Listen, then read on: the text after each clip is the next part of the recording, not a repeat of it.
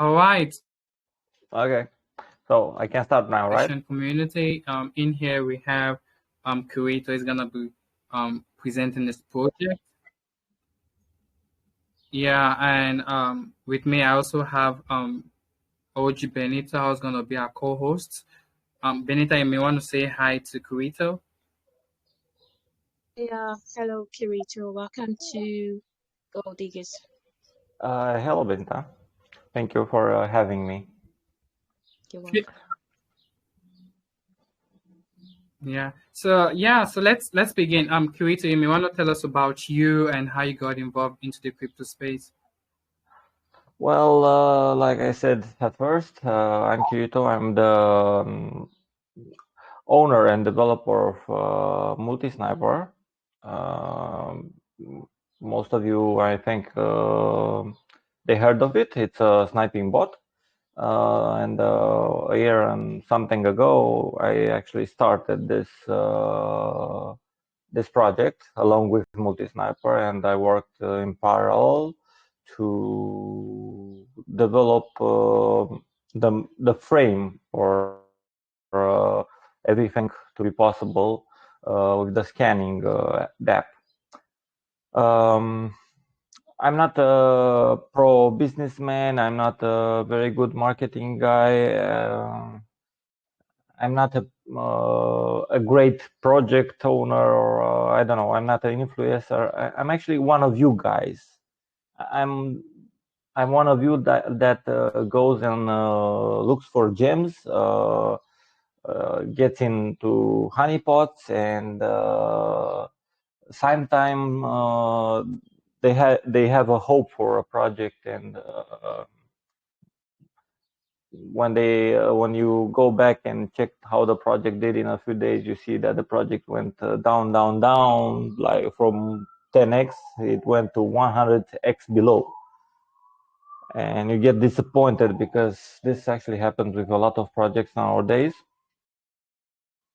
And crypto scammer is actually an attempt to do something different.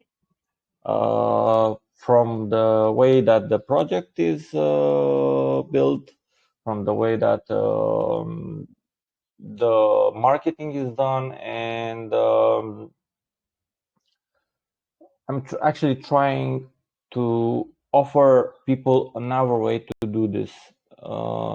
Instead of going to influencers, instead of paying a lot of money on calls, I think we should actually try to do this organic, because no token that will pump 100x will ever be sustainable. I mean, anything that goes up will eventually go down. Problem is that when a token does 100x, it will probably go down 200x or more. Now, this said,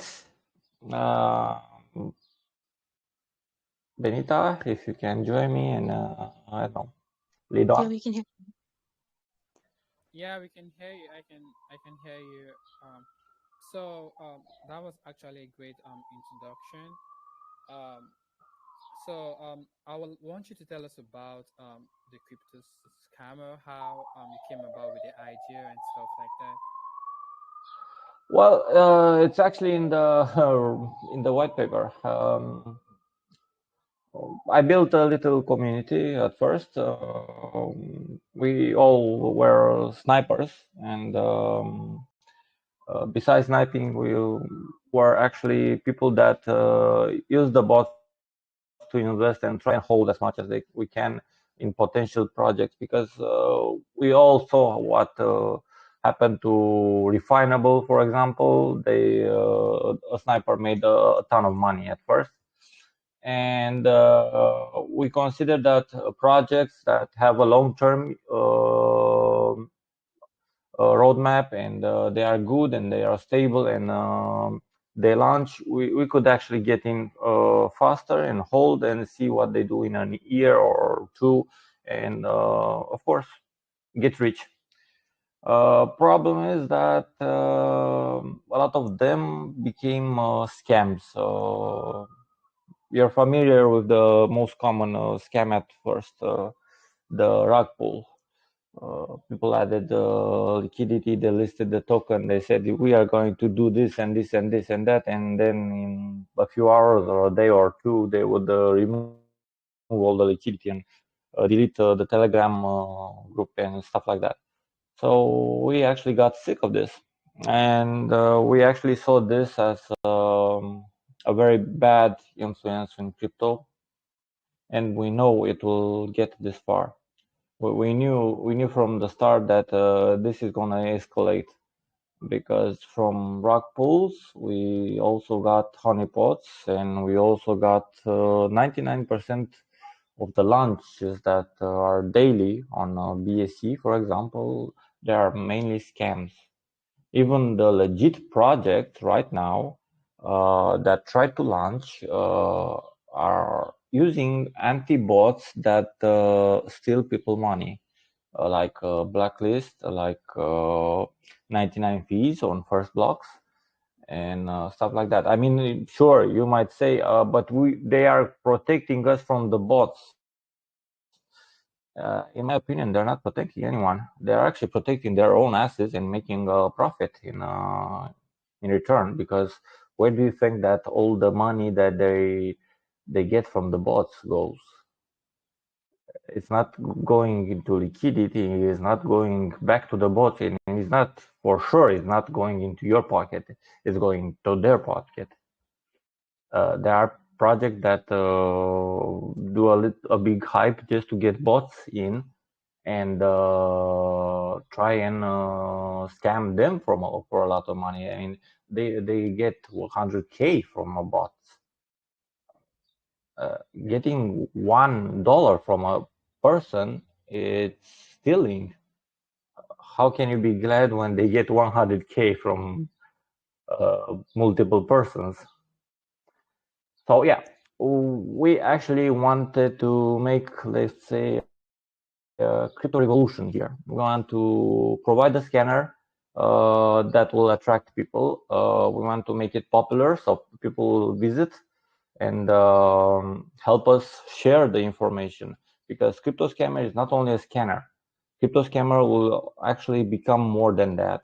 Will become a place where you can get information about tokens. You'll be able to see the listed scams that people did. You will be able to see wallets that develop daily scams, and you also be able to learn how to read a contract. I'm actually trying to do a small tutorial at first before launch on how you should actually verify a project. But why don't we do this now? How about crypto scammer? Let's say crypto scammer is actually a potential scam here. Any of you guys know how to detect a potential scam? Any of you guys saw the tokenomics for crypto scammer, for example? What do you think? Is it okay? Is it wrong?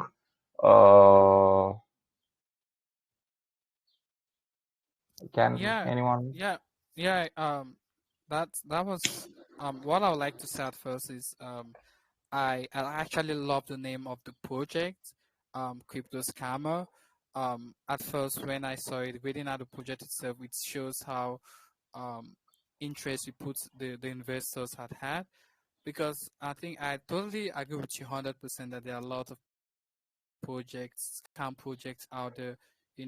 Most of them always come around like angels, and at the end of the day, we end up falling for their, being a victim to them, taking our funds, our hard-earned funds, and most of the people that have been affected by this incident are the new ones, the newbies investors, those who really don't have much experience. Most of them have been a snare to this and stuff like that. So with what you're trying to build here, it's actually something I'm amazed about, because it's not just only gonna help people who have been in the space for a long period of time. it's also going to help people who are getting to know much about crypto itself. So, but now I really want us to break this down for the investors here, for everyone who is listening, to get every concept about the crypto scammer, how it works, what makes it different, and how is it gonna protect our funds from the scammers and stuff like that. So, how am I gonna do that? I'm gonna do that by asking you a few questions about the projects, and you should be able to tell us every question in details if you permit. So my first question to you in regards to the crypto scammer would be, how is crypto scammer planning to stop scammers from implementing into people's funds, from taking out hard-earned funds? What are the plans? What are you planning? What are you trying to build here to prevent that from happening? Well, first, the concept is wrong. You can't prevent scammers from getting in your phone or your PC. Those are actually not called scammers. Those are actually called hackers. But you can call them scammers because they do the same thing in a way or another. Just they have more knowledge in IT than your usual scammer that just forks a contract and puts a nice website out and say, we are going to get you to the moon and back. Um, Crypto scammer is actually more oriented to try and stop scams in crypto. Of course, we not only want to stop people from getting scammed in projects, but we also want to stop people going on websites that are made for this, are made for scams, because there are a few websites where you connect your wallet and then you see that your wallet is empty and they took all your money. Now, how can you actually do this? And yeah, this is a very, very big problem. You can't do this by using a tool. Okay, the tool is actually means to an end. The crypto scammer scanner will actually try and attract a very big percentage of people that come into crypto, new people, I mean, and of course, veterans of crypto. How will they? Why? I mean, we want to attract them so we can actually promote awareness, because when promoting awareness, when giving an investor all the details about a certain project, and you are giving them a report, like for say we found a scam function in the contract, or we found a anti-bot that can actually destroy you in that contract. You can go and say something, dude, I scanned your project on crypto scammer. I actually scanned the token contract, and they say that you have a scam function in here. What's this all about? So you are actually asking them, you're asking the owner, the developer of the project, why is this here? I mean, you shouldn't have this if you are a legit project. And there are few people that will try and answer, because some are actually people that fork the contract. They just copy pasted one. And there are scammers that will probably ban you and delete your message. And then you can actually confirm that is a scam, because no scammer wants FUD in their chat. No scammer is open for this kind of questions. And when you try and change people's vision, when you try and say, I got blacklisted, why did I got blacklisted? Are you going to return my money? No. And people are saying, okay, so it was my fault because I bought in too fast. That's wrong. It's never your fault because you bought in too fast. You're an investor. Even if you go on the market and you buy shares, if you're faster than your neighbor, you get them at a lower price. That doesn't mean you're a cheater. That doesn't mean you didn't pay your own money. You should get a refund back. So doing this with people and trying to change opinions, change minds, change the way they think about scams, and teaching them how to detect one instead of using a scanner, because a scanner can only get you so far. It's a tool, but your brain is the best scanner you can have. Your brain is actually the one that's making the decisions. Your brain is actually the one that's weighing the options to invest or not to invest. You have pros, you have cons. Your brain is the one that makes the decision, not the scanner. Crypto scammer is a tool to promote awareness mainly. And crypto scammer is a tool that will actually be the first step in this, because if you look at the roadmap, the main goal of the project is something else. The main goal of the project is actually a DEX that where you can say 100% sure that it has no scams on it. A DEX that you can buy in without being blacklisted, without being afraid of a honeypot, and without being afraid of a rug pull. I think people will actually pay anything to have this kind of option to invest in. Correct me if I'm wrong. All right. Of course not. Yeah, I mean, I agree with you totally. But yeah, we still want to get a concept here, and stuff like that. So going back to the crypto scammer project itself, what is it trying to do? You did mention that it's here to create awareness and let people know um the kind of project they can get themselves involved with and prevent honeypot and stuff like that. But how does it work? I mean, let's say for example, right? I'm about to invest on a new project, and how am I supposed to know if this project is an honeypot or if this project is a scam? How is crypto scammer gonna help me at this point? So we'd like to know that Well, as well. it's actually simple. You are going to get the contract address from the project. You're going to go on cryptoscammer.com. You're going to connect your wallet. You're going to scan the token contract, and then you're going to get a report.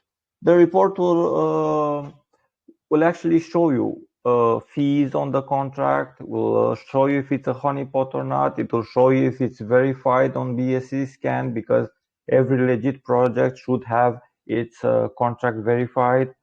It will show you how much supply it is and what's the holder of the biggest part of the supply.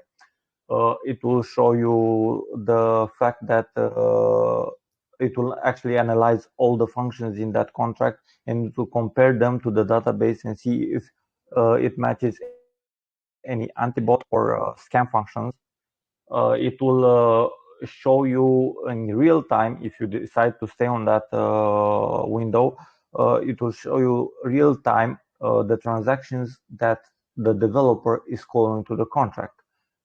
For example, if that let's say if that token has a function to lower fees, for example, as CryptScam token will have, you can see when I'm calling that function to lower fees. And you can see it faster than you can see it on Bscan, and you can see it faster than you can see it because you don't see it in when the function is already enabled. You see it when the function is impending. So it's like having 2-3 seconds a head start. And of course, this is something that you can use now. The fact that in the future this will become even more advanced, and it will show you the liquidity, it will show you the amount they had minted, or the amount that they had in pre-sale, and they will actually it will actually show you an estimation on if it can go up or if it can go down. I think that's actually a very, very big piece of information that you want. Yeah. For example, right now you are seeing crypto scammer is actually launching with 1-to-1 ratio liquidity and token, meaning that this token can't dump. I mean, can't dump like our tokens do, because you have a lot of people that got in with a small amount in private sale. The private sale was $250 that most people will actually invest more in our projects. This is a small amount they can afford to lose. Uh, the private sale is to get 30K, and those 30K, they go on liquidity directly. I'm not holding 50% back or 30% back. I'm putting all on liquidity. If you go on Gempad, PinkSale, DXL, Unicrypt, you see a lot of a lot of pre-sales that are saying we are adding 60% on PancakeSwap, 70%, or even 50%. Rare is the project that has 100% to liquidity. Problem with those, they probably had the private sale before and they share an amount of supply, so it can still dump. Now, this information nobody tells you. If you go in a project, nobody will say, yeah, we had a private sale and a pre-sale, and the token could dump actually on listing. No, that's bad marketing. But that's one piece of information that you should get, because it's very, very important for the investor to know what he should expect. Yeah, that's really really amazing, and I totally enjoy the concept, and I love what you guys are doing here. Before I'm going to further my question, Benita, you have something to add up to that? Yeah, Teresa, I think you once asked what we thought about your tokenomics. Yes, I did went through your white paper, and for sure I can say I really, really love the idea of putting everything that you got from the private back into liquidity. And yes, it's a great one because what happens is even if all the pre-sellers dump, because there's a tax on it, it can never ever get to that point where you say it's a rug, or there's excessive dump. It can only dump to a certain limit, and that's because there is enough of liquidity in it. So yeah, you actually did well on that part. But I have a question with regards to the crypto scammer, um should I, what would I call it, let's say the measures, or the scanner itself. Okay, now we have seen so many. In fact, there are so many rock scanners in the space. So many of them. People can even use them on the Telegram groups directly. And the more you join different group, the more you see different rock scanners. All you just need to do is just type in a contract address, and then it brings you all of these details, the amount of liquidity. It tells you if the task can be changed. It tells you so many things. It just depends on which of this scanner are you using, because there are so many of them. So my question is, what's the difference with yours, your own scanner? What's the difference? What we already have in the space, because there are so many scanners. And why do you think that people would want to come use crypto scanner on your website instead of just typing a contract in the main chat? Because there have been so many in existence for a long time now, and people have been using it. So just tell us the difference between your own Of course, scanner of course, of and course. what we have in the space.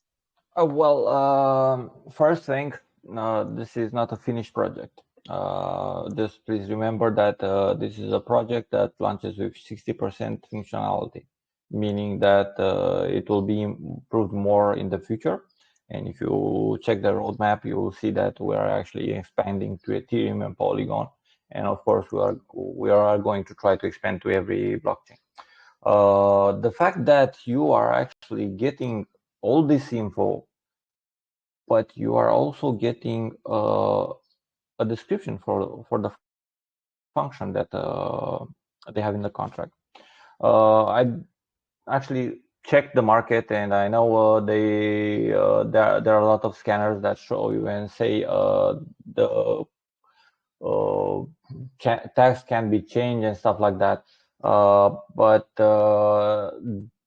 does any of them show you the exact function that it will be called and show you a description of that function exactly? I mean, if you give me a sec, I think I can go into the database right now and give you a fair example of what I'm talking about. Just give me a sec. Okay.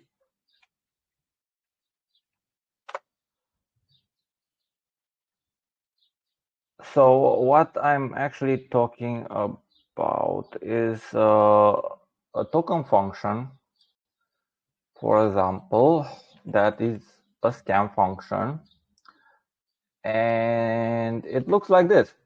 Can I actually post this in Gold Diggers? Yeah, sure. Okay. So if you can see this,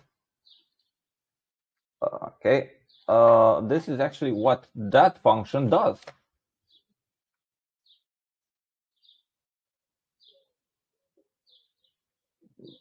Do you have any scanner out there that can give you this?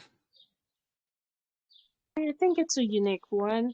Maybe there are no one for now. And if this, but is this just a difference between your scanner and the general scanner that we see in the space, or are there more different ones? No, this is just an example, because the scanner is also combined with a mempool monitor, so you can actually see lifetime what the real time what the developer is changing to the contract. And yeah, that I think it's even a different um, a different approach than other people, because we're not only letting you scan right now, we're actually letting you monitor if something happens to that token. And you can see the calls the developer is making to the contract. So you can actually see, okay, he changed the marketing fee to 20, or he changed, he called the mint right now, so he is actually minting more. He is actually excluding a few bunches of addresses. If a developer excludes from fee a bunch of addresses, then that's a big sign of warning. Means that those addresses can sell and dump, and it will be a slow rug. Okay, but this platform you are talking about is not only the scanner, if you understand what I mean. You are actually referring to CryptoScammer as a simple scanner. CryptoScammer is not only a simple scanner.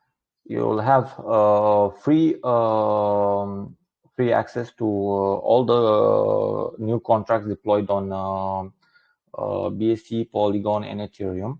So you can see new contracts that are deployed, and with the implementation of the rating system, you'll actually see a rating of those new contracts. For example, if we have a wallet that is marked as a scam wallet in our database, and he deploys a new contract, you will actually see it in the free section without need to pay anything. You just see it there, and you see that the wallet is marked as scam, so it will automatically mark the token as a scam. I think that's great usage, don't you? I think so as well. I really like the fact that you're actually able to point out some differences. I think it will make more sense if maybe you make the people know that, yeah, there are stuff like these, but they don't have these and they don't have these. So that's just where I'm driving at. And you actually Oh, did well yeah, there. of course. Now, you, of course, like I said, this is a scanner that goes with 60% functionality to launch, but you are also going to have other tools on this platform. For example, you are going to have a node network.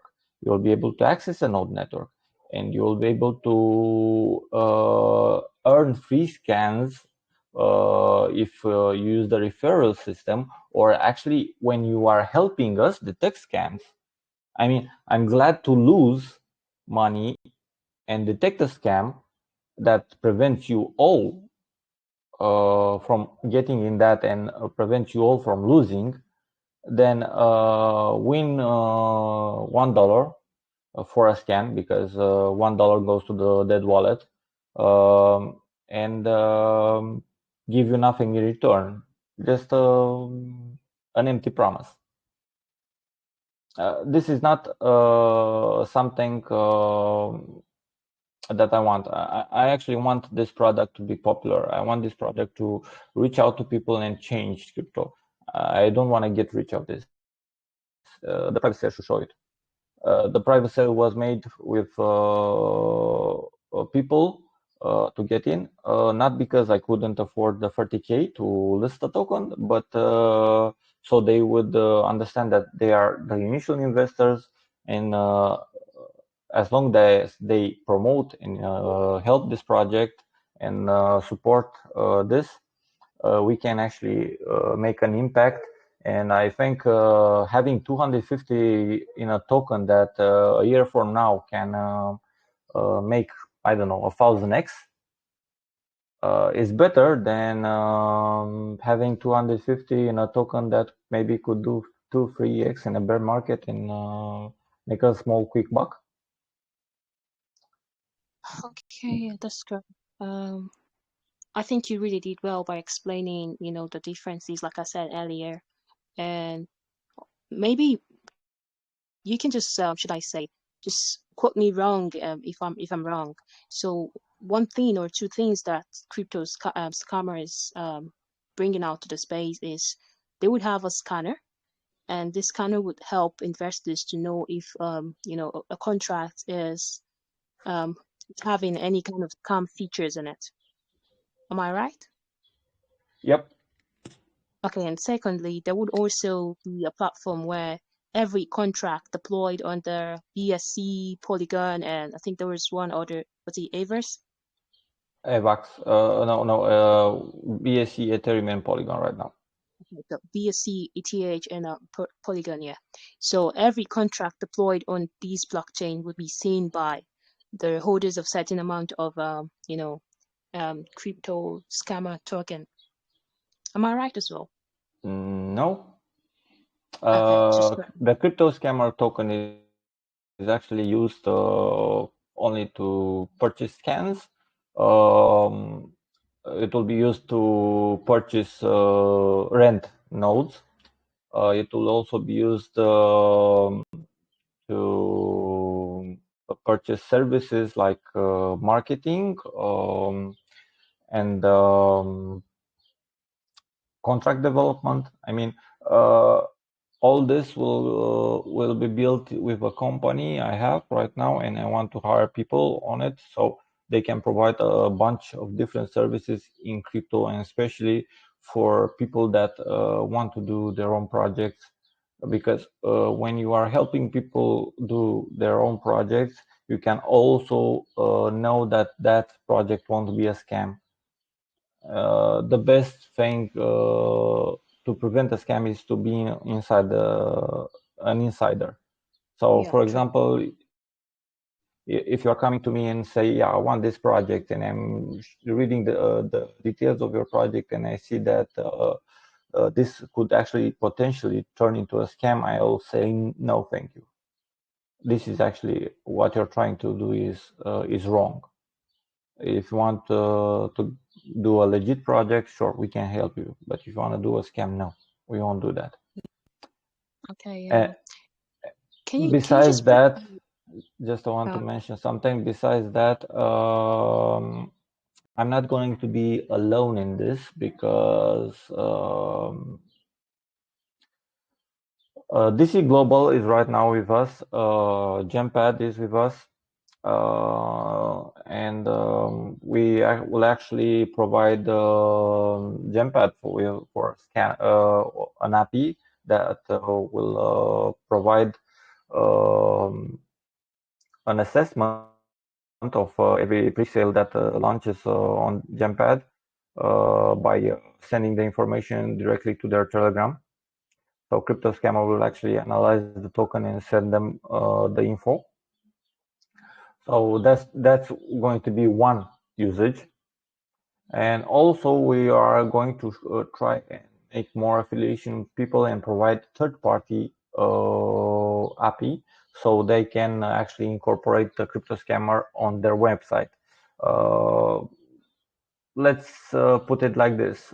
For example, if you go on Pink Sale, right? Pink Sale right now is full of scams. If you go on Pink Sale and you see besides the part where they say the tokenomics, you see a report from crypto scammer. Will that help you? Will that help you decide to invest or not in that project? That will actually. Okay, so we're trying to do this too, because this will actually promote awareness to people and will promote our brand, and people will actually come to us and see we are actually only trying to help legit projects. And building this system with marketing and audits and contract and a different bunch of services that we can actually provide, it will not only help our investors because 50% of every payment will be burned. The payment will be done in CryptScam, but it will also promote awareness, and it will also make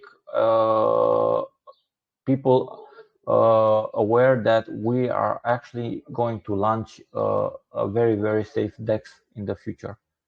Because the DEX that we called it the end game will not allow any scam on it.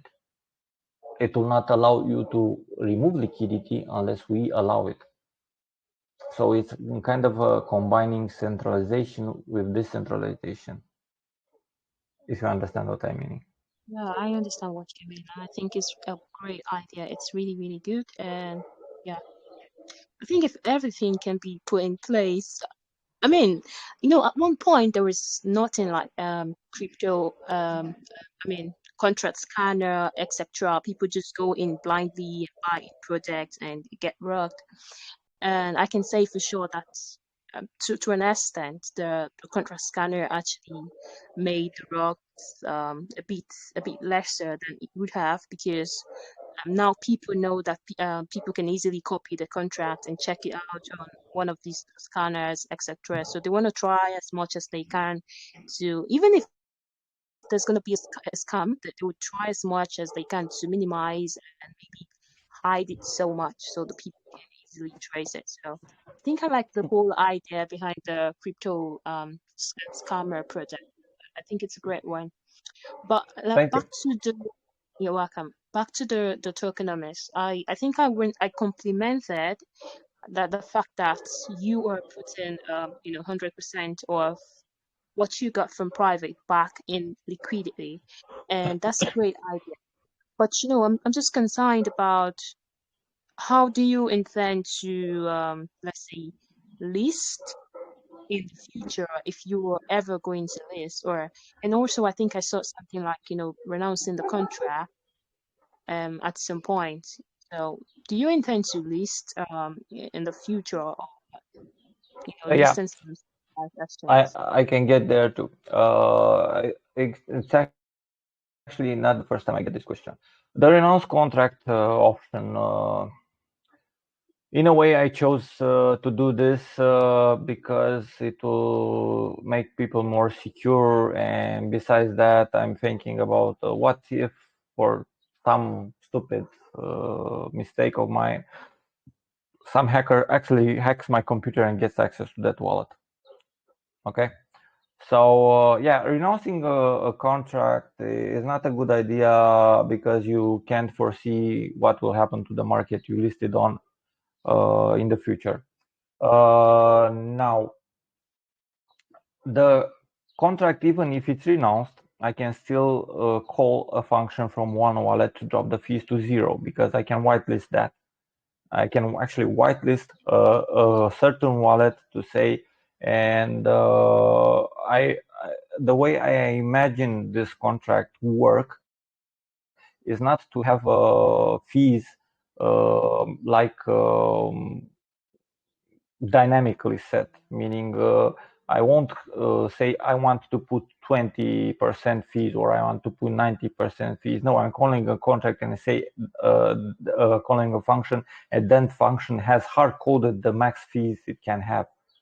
So if I'm calling, for example, if you read the tokenomics and you check below, you see that you have set fees and bold true, meaning set fee true. This function will be used to disable fees 0% on buy, 0% on sell. That's actually the function that will be whitelisted for me to be able to call from a wallet, even if I'm not the owner. So I can actually drop ownership, renounce ownership with no problem, and I can still get listed if the DEX has a problem with fees. That's actually is the case on Binance, for example. If we can get there, I think we actually have a very pretty good project if we can get on Binance. Now, if you look at the second row, we have set fees launch bold true. That means this function will be used to enable fees for the launch, 5% on buy, 16% on sell, to get the development funds for the first 24 hours and prevent a bit the dump. I'm not sending fees as a number. I'm actually calling a function that already has the number set. So I'm not actually doing it as everybody. I'm actually doing it fixed.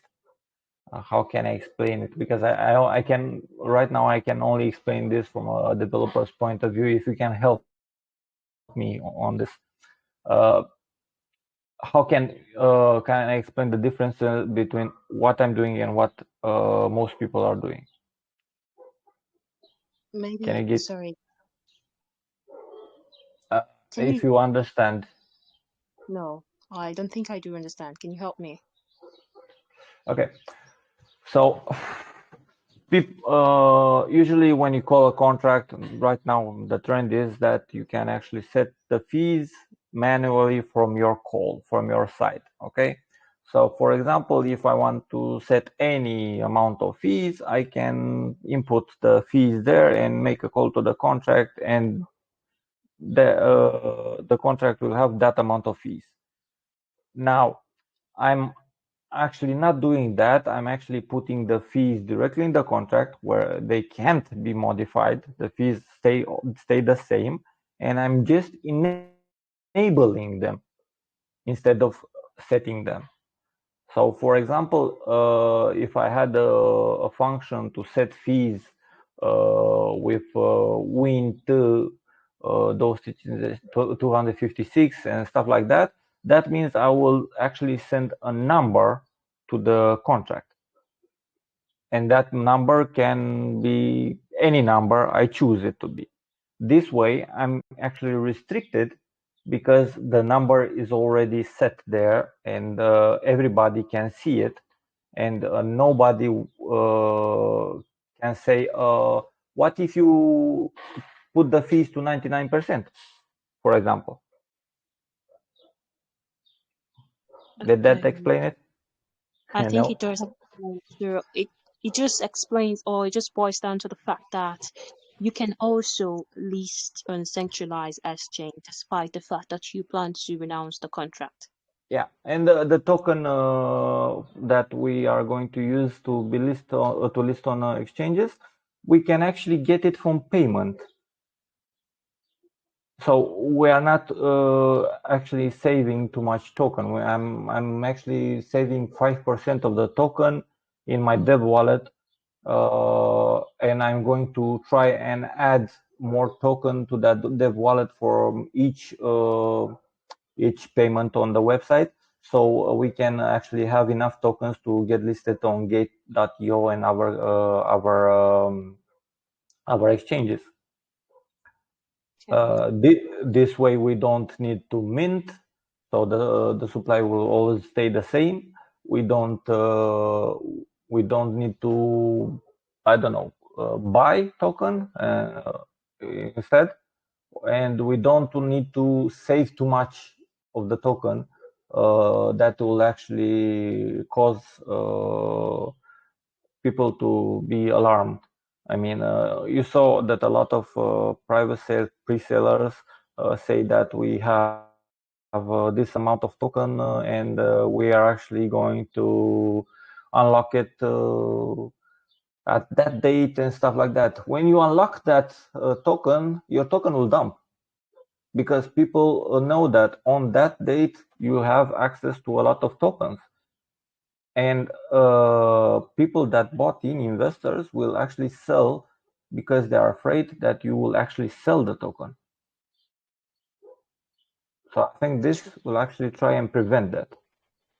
Yeah, I think you've done a great job, and the fact that you actually did consider access listing initially, because some people just talk about renouncing contract without actually putting some things in place to help them in the future when they think of listing on centralized exchanges, etc. So I think you've done a great job with that. Maybe we can just move on to marketing. What's your I think we'll just leave that for Caleb to continue now. Yeah, Caleb.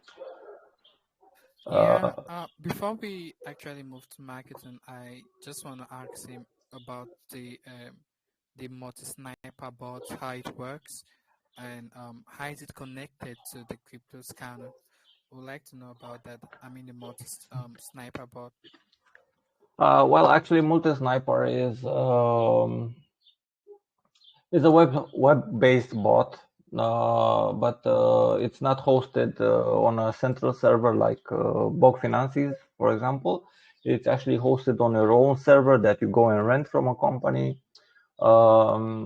It's a very fast bot. It also has a contract add-on that you can actually use to swap from contract to contract. It's a lot to talk about Multi-Sniper, but Multi-Sniper ties in how? Um, we are a bunch of snipers that are actually trying to prevent scams, because we are also sick of projects blaming snipers for their demise. If you see a project that say a bot got in and it dropped our entire supply, it's not the bot's fault, it's your fault. You as a project, you should take in consideration that if you share too much of the token, the price will drop. If somebody buys a big amount of the token, of course it will he can dump after. But if you control the amount of the token and you think you can make it as stable as you can, then the price will never drop under the pre-sale price. So we actually want to do this for people. We actually want to make them understand that snipers are investors too. The difference from you that are buying from PancakeSwap or Uniswap and me that I'm buying with a bot, it's because I actually invested more money to buy faster. But it's the same thing. I'm using my money like you are using yours. I'm investing in this project. If I choose to sell early, that's my option. Because if you choose to sell early from PancakeSwap, that's your option. I don't think anyone can say you are not to sell this token. You are to hold this token until I say so. No, that's stupid. Don't buy until I say so. That's stupid too. Once your token is listed, people will buy it, of course. And you don't have the permission, you didn't have the right to to control people's action. People's actions can only be controlled by themselves. So we actually want to show them that there is no difference between snipers and normal investors.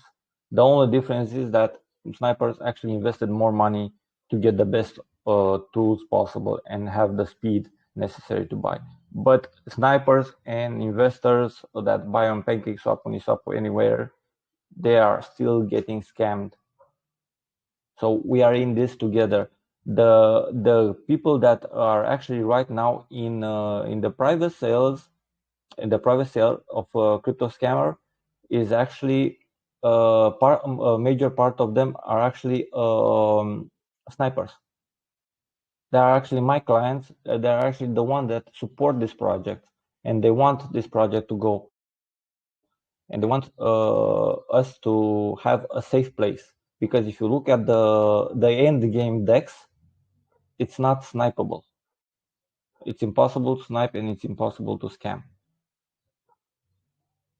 So if snipers do this, I think you can see where actually the problem is. The problem is not with the snipers. The problem is with the developers, the owners, the greedy people that do marketing, do pay a lot of money to influencers just to get you to buy.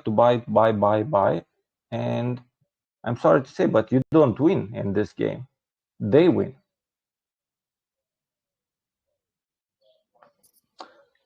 Thanks for that. And I really do appreciate one aspect about um, the conversation so far is the fact that you're being so honest, and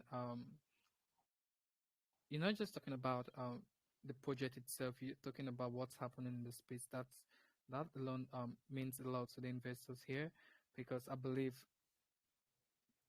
I think 80% of us or 90% of us have been scammed and stuff like that, and we are all looking for solution whereby we can help one another to get rid of all of these things.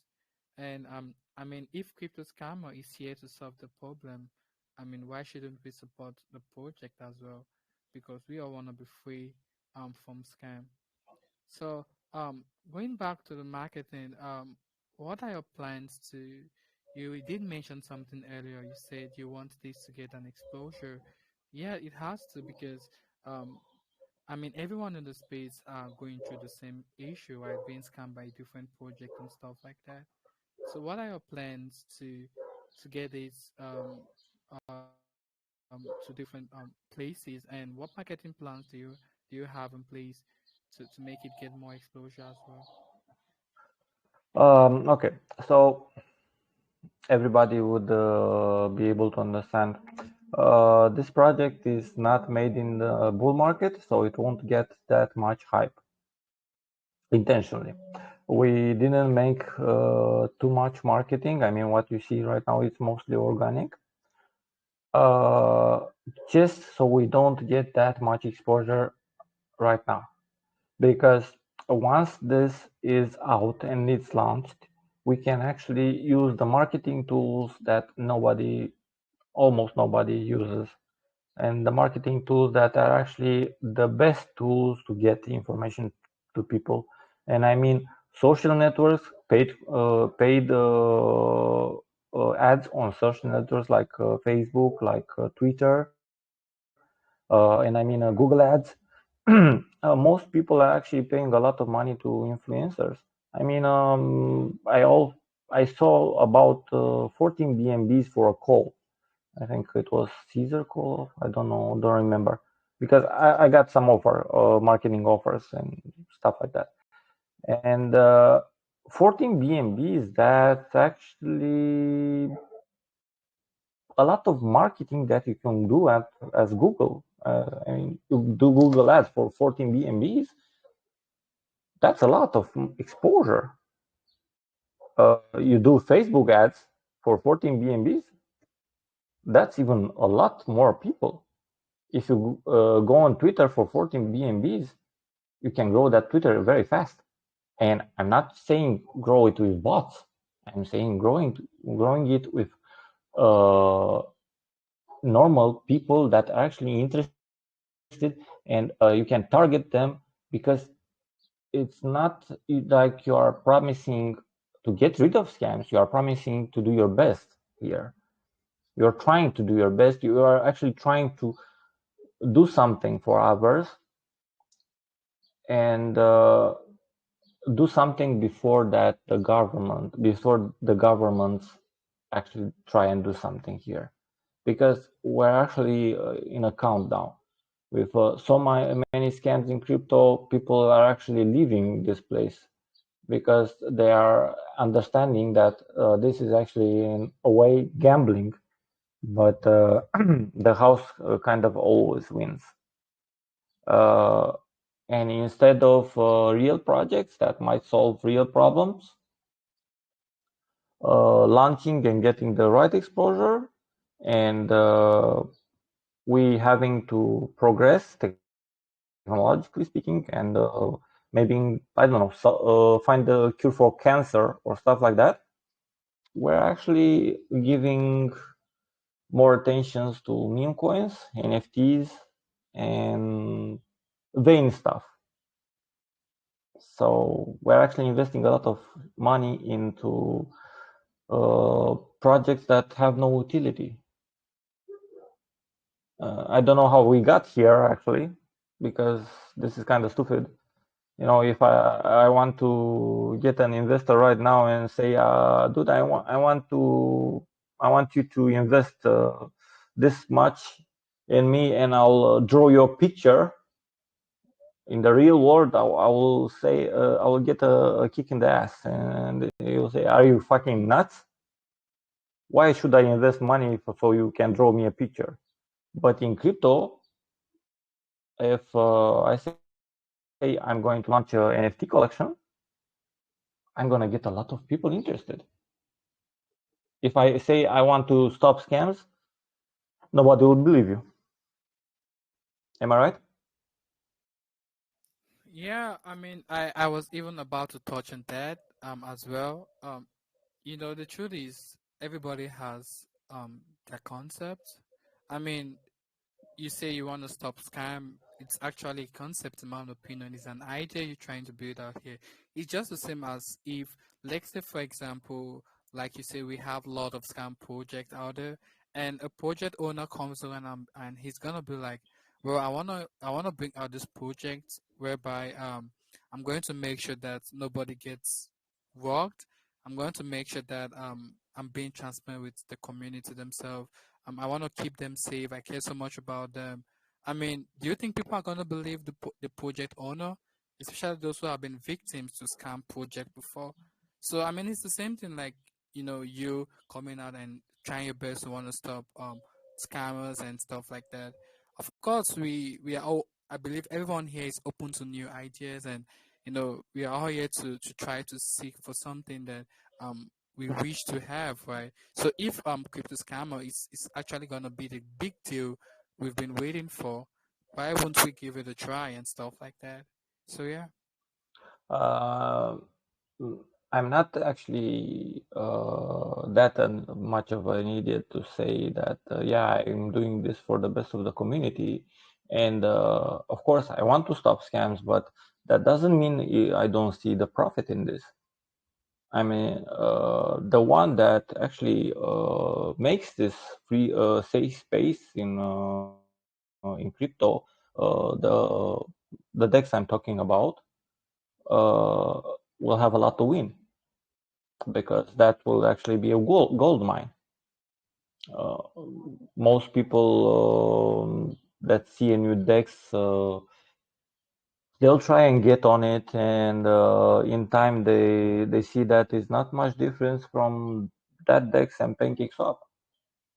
Why? Because every DEX out there and every business that you see is they have a bunch of people behind it that are bigger investors and actually modify your project so they'll get the most out of it, the most profit, and they don't care.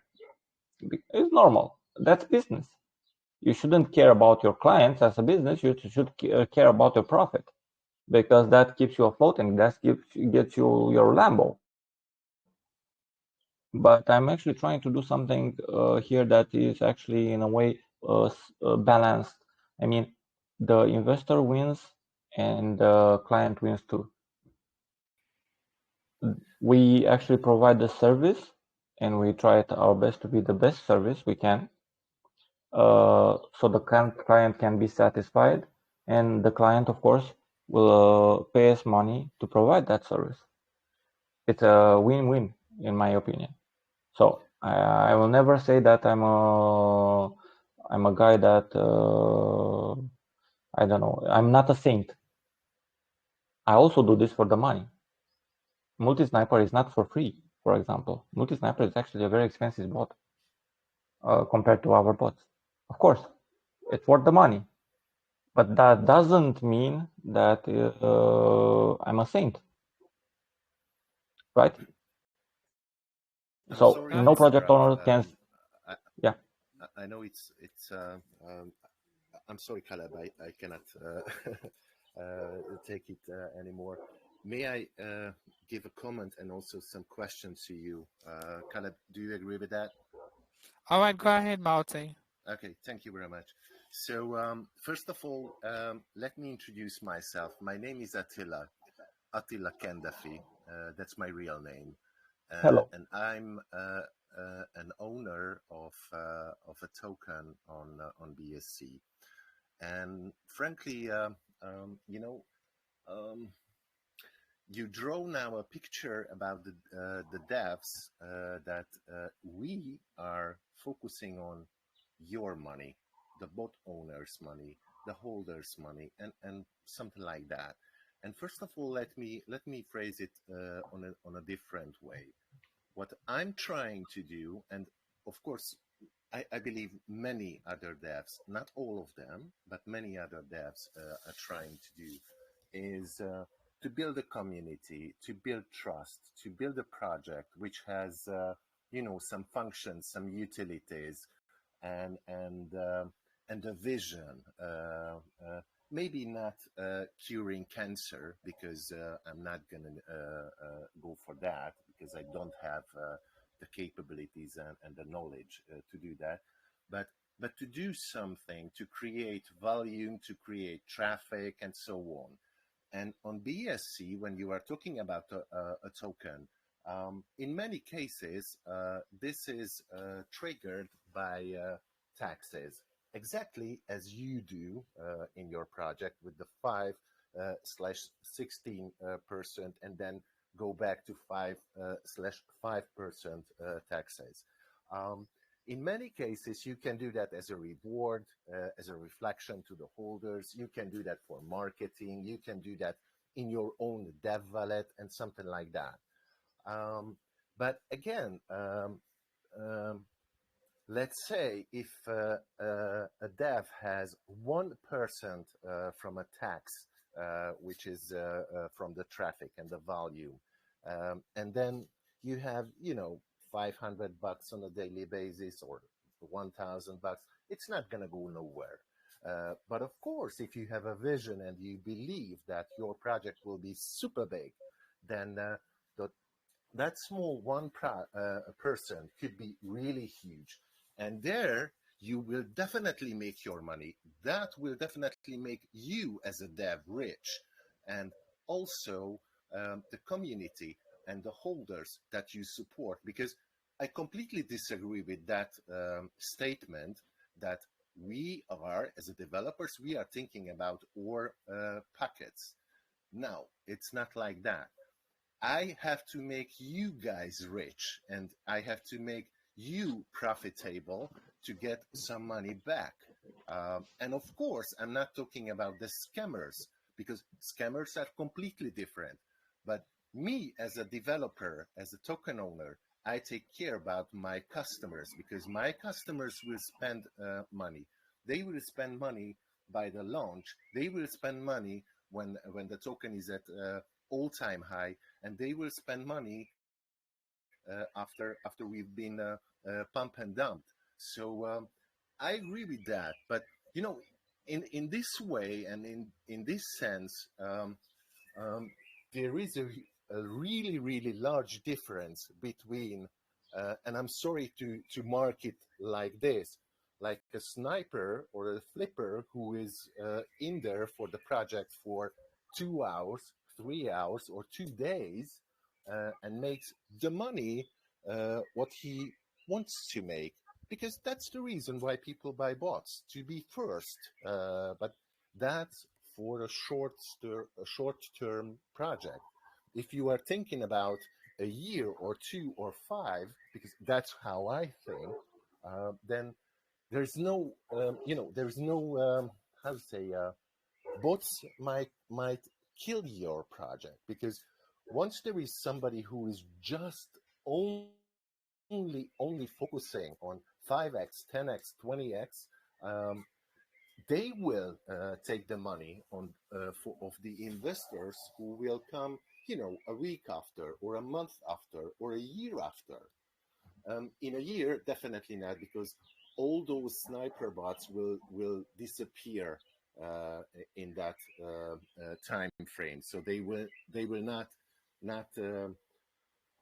keep their money long term. They jump in, they try to find the best solutions, they try to avoid those scams and rack pools, and then make the money. But if you check a contract, in a when there is an option to set, let's say, the taxes, that's going to be a rack pool. No, it's definitely not a rack pool, but it could be, of course. But that doesn't depend on the contract functionalities, but it depends on the developer. So if the developer is a scammer, then you nearly don't have the chance, or you have really a low chance to avoid scams. But please, when you are talking about the projects, and when you say that 99% of those projects are scams, please also take into consideration that there are also devs. Okay, so don't picture us as the devils, because we are not. So I'm sorry. It just it's. I didn't want it to be offensive. I just felt that from your end, and maybe I misunderstood. And if I did, then I apologize. It's just, I would say, you pictured one side of the coin, and there is at least another one. Okay, so that's my comment to that. Thank you very much. Thank you for contributing to this, and I'm actually glad you pointed this out. Yes, I said 99% of those are scams, because 99% fork a contract, make a copy of another website, and launch on BSC, and in 24 hours max, they are actually rugs. I'm not portraying this picture to the real owners and real people that want projects to go and help the community, and of course make money in return. I mean, let's face it, this is a business. When you're launching a project, you're actually expanding your business. You are saying, this is my business, I can provide you with this kind of service. Of course, I'll have this kind of money in return. And if you invest, you can have this kind of returns in services or in money. It doesn't matter. It's a business, however you say it. And of course, there are developers out there that are even very legit, and they have a lot of projects, and they're actually trying to do very useful things. And that's actually where my point is. Most people don't trust anymore. Why? Because of the rest 99% that are scamming every day. I'm talking about the people that don't even change their wallets. They do rug pulls every day with the same wallet, and your investors are actually rugged. They actually steal money from investors. And coming to the part where we're talking about snipers. You never probably been on the side of a sniper, so you don't know about the fact that I you know are. exactly Okay, so you behaved like No, no, you no, no, no. explained. I was not. No, no, no. No, I was not using it. One of my team member who is a developer was developing a sniper bot. I think Okay. a year ago, something like. So I'm familiar with that. So now if you, for example, do a small script, because actually that's a small sniper bot, you do a small script to buy from PancakeSwap, okay? And you have your own node instead of using the public node that PancakeSwap uses, you're called a sniper. That's actually the difference, okay? So uh, now what you are actually describing about people, you are describing holders and dumpers, because if there are no bots in and one guy gets in first from PancakeSwap, and that guy doesn't want to hold your token but buys a lot of your token and wants to dump after, it will be the same effect as if he would have bought with a script. I mean, this is actually the To human behavior. Everybody. in one way you are right, but also there are the mechanisms when you create a project, when you develop a project, you can build in kind of safety points. Yeah, To you're give you talking an example, about Max Wallet and yeah, Max exactly, Transaction. exactly, yeah, yeah, yeah. Okay, those, of course, I didn't name them as scams. I named them as antibots. But do you agree with blacklisting? Do you agree with 99% tax on first blocks? No, no, no, no, I don't. Good, good, because those are scams, in my opinion. Yeah, I completely agree Any with that. any But also, function, just keep function in that mind, gets your keep money, that's a scam. exactly. But keep in mind, let's say in my contract, I have a blacklist function, and I was using it. I'm using it on 4 wallets, and you will wonder, these 4 wallets are one of my dev Big team. snipers.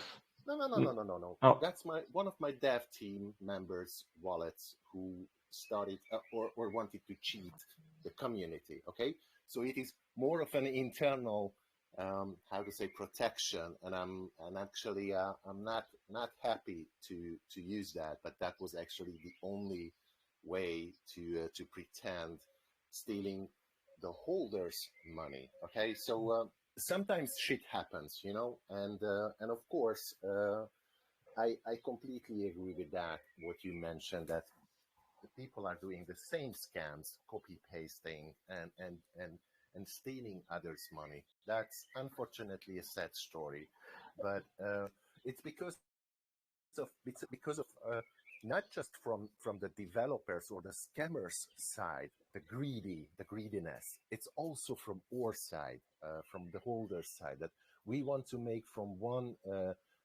bucks, we want to make the $100,000 of fortune, course. and it's not the way. It's kind of an opportunity that one in a million happens, but I believe that that's what people's behavior, exactly as you mentioned, that's what is killing the crypto space. Because if everybody wants to have the easy money and the money for free, then they will be definitely scammed. They will be definitely cheated, and those projects who should have the respect, they lose the respect. So that's kind of a bad game. But again, getting back to that topic, making money and about business, a real business. I'm in a business environment since kind of 30 years. So the good business is only when you have win-win.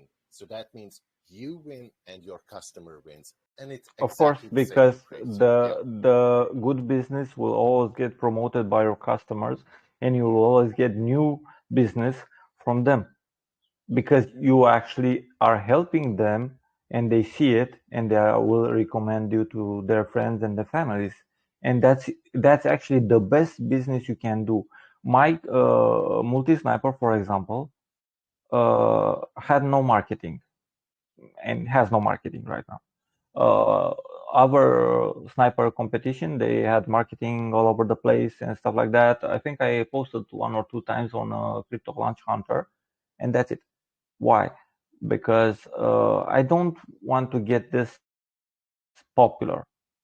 Making competition for all my clients, that will bring them a deficit. But my clients actually recommended our clients. They got in our people, and they all are here and are actually trying to help me on this project because I made a business where maybe not the product is the best thing. I think the best thing in my business right now is the support. You know, when you have somebody that will always be there for you, and if anything goes wrong, you know that he will always try and help you and explain and um, share his knowledge with you. I think that's the best business you can have because that business is built on trust. And yeah, like you said, it's about fees. The fees on the contract are actually made to provide this project with the funds necessary for development. They are not meant to get me rich. And let's face it, with the hype right now in the bear market, I don't think I'm gonna make that much money. I'm not holding anything out from a private sale because I just want to give people a chance to see this project in action and make their own choice to invest now or not. But this project, if it becomes popular, and of course nobody can guarantee this because I don't know, some government might put out a law tomorrow that will stop us in our track, or Bitcoin might fall tomorrow and go to, I don't know, $1,000, and then nobody will invest in anything anymore, right? Those are variables that you can never and never account for. But taking the 16% on the 24 hours is in a way making people not dump and grow a healthy chart, because this chart, a chart has ups and downs. It will always have ups and downs. It's not good when it has up and then it's going down like hell. No, that's a bad chart. But when you have trading and we have consistent trading and you have new investor coming and those investors are bringing our investors, that can actually grow a project. And that's when we are actually making an impact and bringing people the knowledge on how to stay away from scams. Because I could actually say I'm providing the scanner for free. Going to, I don't know, make something about the token and say you can use the token if you can use the scanner if you hold 1 token or 2 token. Okay, that doesn't mean that people won't dump. That doesn't mean that you as an investor will make a profit in this, because that's not a great utility. In my point of view, a great utility is when you pay with that token. So if you go and purchase euros and you pay with euros because that shop only accepts euros, that means that euro is wanted. Euro has utility. So if you go and purchase a CryptScam token and pay with CryptScam token, that means that CryptScam is wanted and that has utility. The reason why we do it like this and the reason why we have the 50% burn is because even if our services we could get more money for it, we're actually trying to provide investors with a win. So for example, if you get a token today, in a year, if this the crypto scammer becomes popular, it might be valued at 100 tokens. 1,000 tokens, who knows? Because the supply will always be diminished. And that's the best thing that you can do about a token.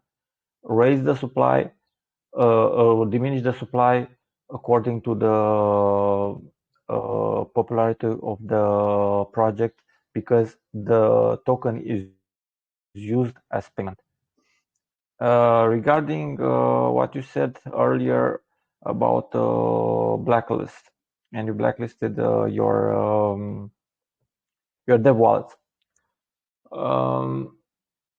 Sure, you can do that, but from my point of view, or from somebody that doesn't know your project, okay, if I have, for example, a blacklist function in CryptoScammer, and I come here and say a blacklist is actually a scam function, that means I'm a hypocrite.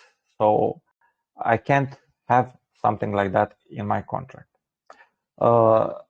Your developers, if you blacklisted their wallets, I guess you didn't trust them, and I get it. I actually get it, because I had a developer that went MIA right in the first day, first of June, when I had to have everything ready for the private sale to start. So I get it. But I don't know. Maybe you could. I think we have. Yeah. Thanks. Yeah. Yeah. Thanks for that. Thanks to pick that point out, Maozi. I think Maozi was trying to say that not all devs are scammers. Of course. I think that, yeah, that's actually a great point as well. Yeah, I think it's time for us to get a question from the community. Before we do that, next have something to add about. So next, please feel free to speak. So I got a question, or I have to continue? Hi, Crypt. You actually have a nice project, and I think it's a good thing to have something like this on the space. Though we have a lot, because OG Benita also made mention of those things. She made mention of some that you can do, and even on our community here, we can actually check to scan a project or a contract to see if it's scam or not. So you have explained a lot, and a lot of questions have been said. So I just want to ask in regards to one aspect that I saw that I feel will be a point of concern for our community members and the investors here. It has to do with the rewards. A lot of persons that come on board say they're going to reward people, and then all of a sudden we don't get to see those rewards. Even after they successfully launch and do the roadmap and all those stuff, we don't get to see it. So on your roadmap and the reward aspect of it, I saw if you can scan up to 10 contracts, the person will be rewarded with BUSD. So I just want to know, how do you determine those persons that scan the particular contract? Are you going to be a registration base, or are they going to be registered on your platform? Or is their token or their wallet going to be registered on your platform to be able to know that is that particular wallet that is scanning for a particular token, and 10 times, and be able to get the reward. So if I'm going to be scanning for 10 times per day, am I going to be rewarded every time I scan 10 different contracts? And so that's what I want to confirm. That's what I want the investors to know now. So first thing first, I need to ask you again. You said something about reward in BUSD. If you say because most projects give out rewards at just a sec. So because most projects give out rewards as tokens as rewards, and their token value drop, we decided to give out rewards in free product use or directly in BUSD. The directly in BUSD rewards are actually not listed right now here, because those will be actually rewards for contributing to the project. I mean, I thought about something in the future of rewarding the private sellers, for example. We are going to have the holders I'm going to pay them 1,200 BSD for holding for 48 hours. One of them, of course, it's going to be a lottery. The token, as you see it right now in the tokenomics, has no kind of reflection. It has no kind of rewards. It only has fees. The fees are used for development, marketing, and what we need most is to get a team, because right now I'm the one-man team and I can't do that all those things alone. Maybe I could, but it will take me 5 years, and I don't think you want to see 5 years. You want to wait 5 years for me to develop a DEX. But if you see below, I'm having two kind of rewards. Starting with completion of the roadmap step. So on the 30th of June, I'm going to launch the referral system for users that register using the referral link and pay to scan a token. So they'll probably you'll probably give a friend your referral link. He will come on a crypto scammer and register, and he will have the crypto scam token, and for example, he will scan a contract. When he scans a contract, you will receive 1 credit. He scans 2 contracts, that means you receive 2 credits. With those 2 credits, you can only do one thing. You can only pay to scan a contract yourself. The other part, when on the 1st of August, I'm launching the scam wallets rating and scam report section. That means I'm actually asking people to help us identify scams and providing them with a reward in scans. So, for example, we'll give 10 scans for each user that first reports a scam. Of course, that scam will be checked and confirmed by us, and then we'll give him the 10 free scans. That means 20 credits on Crypto Scammer on his account. We also, I don't know if I mentioned, we also have a reward for, I don't remember. Yeah, we'll also be able to implement wallet staking, meaning you hold a certain percent of CryptScam token in your wallet. You register on cryptoscammer.com, and the crypto scammer will check your wallet every hour. If you have under the amount we asked for you to get the reward, then you will be out from the reward system.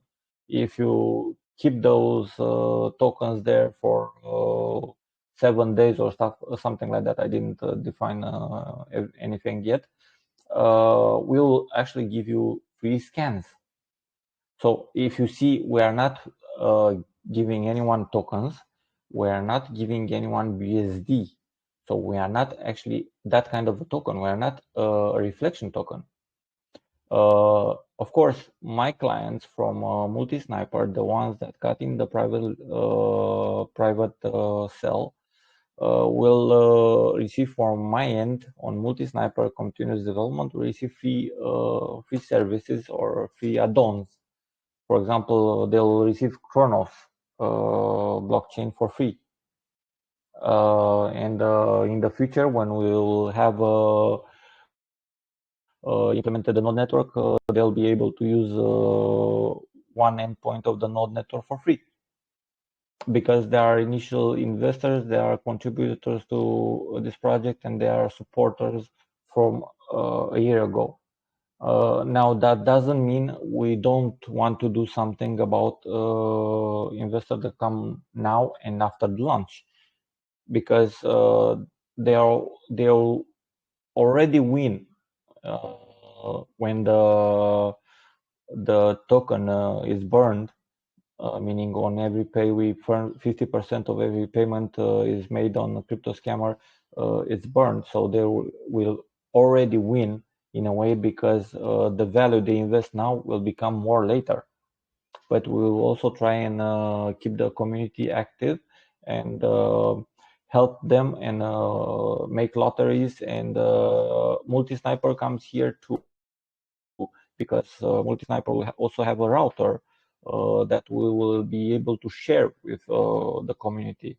That router will be able to detect honeypots and keep away from them, for example. Of course, not all honeypots are detectable. For example, crypto scammer can actually help identify almost all the honeypots, because he actually scans the functions, and he can tell you this can be turned into a honeypot. But the honeypot that can be activated after launch is not detected, for example, by honeypot.io or some other scanners that are out there. But just to answer your question, there is no kind of reflection and no kind of rewards just for buying and holding the token, except the ones that are listed on the website, and they are actually in free scans, free product, because the credits will be able to use the credits to rent a node. You'll be able to use the credits to access other part of crypto scammer. This is a multi-platform, it's not only a scanner. Hope I answered your question. Yeah, sure, it does, because I'm just concerned if I just have to do a scan and I'm seeing the rewards on your system, knowing there is no reflection, and the credits that I have only enable me to do a free scan. I will just go to the community channel and do the scan there. So I'm just trying to raise it. I'm trying to think like some investors does. Like if I have to just do a scan using multi-sniper, we have token sniper already, and we have the platform that also enable you to scan whatever project I want to scan. So if I'm getting credits just to get a pre-scan, I think it gives room to start thinking about other measures too. So that's why I'm just looking if your reward, since you say it's not a reflection, if your reward is coming as BUSD, because you start with a BUSD rewards there. So, but anyways, it's cool. Caleb, you can take over from here. Yeah, what I want to say is, creator, this has actually been an informative AMA, and it's really educative, especially to our newbies investors here. And I've been loving the point you've been bringing out as well. So but let's actually get some questions from the community as well. I believe lots of people right here would love to know more about the project, and also have to ask some certain questions. Maybe they might even want to tell you about the experience they've had and stuff like that. So are you open to get some questions from the community? Of course. All right, let's get this going. Everyone now, you want to raise your hand now, um, please, because we've run out of time as well. You want to ask one question, please. Normally, I do allow anyone to, ask couple of questions, but please make sure you ask one question, because we have a lot of people raising their hands and want to ask question. So first of all, our first first place we're gonna get a question from is Luchis. Luchis, you're muted. Okay, thanks, Caleb. Hi, Kirito. Hello. Nice project. Yeah. Okay, I want to ask about your loan. You made mention of investors being able to gain loans if they hold your token. So, what is it going to be like? Is it like a fiat system, like banking system does here in each country, or are you guys going to issue the loan to investors? So I just want to know. Never mentioned any loan. I'm Oh, sorry. really? I thought I heard something about loans. No. I don't think I mentioned any loan. I mean, I'm pretty sure I wrote the tokenomics and the white paper myself.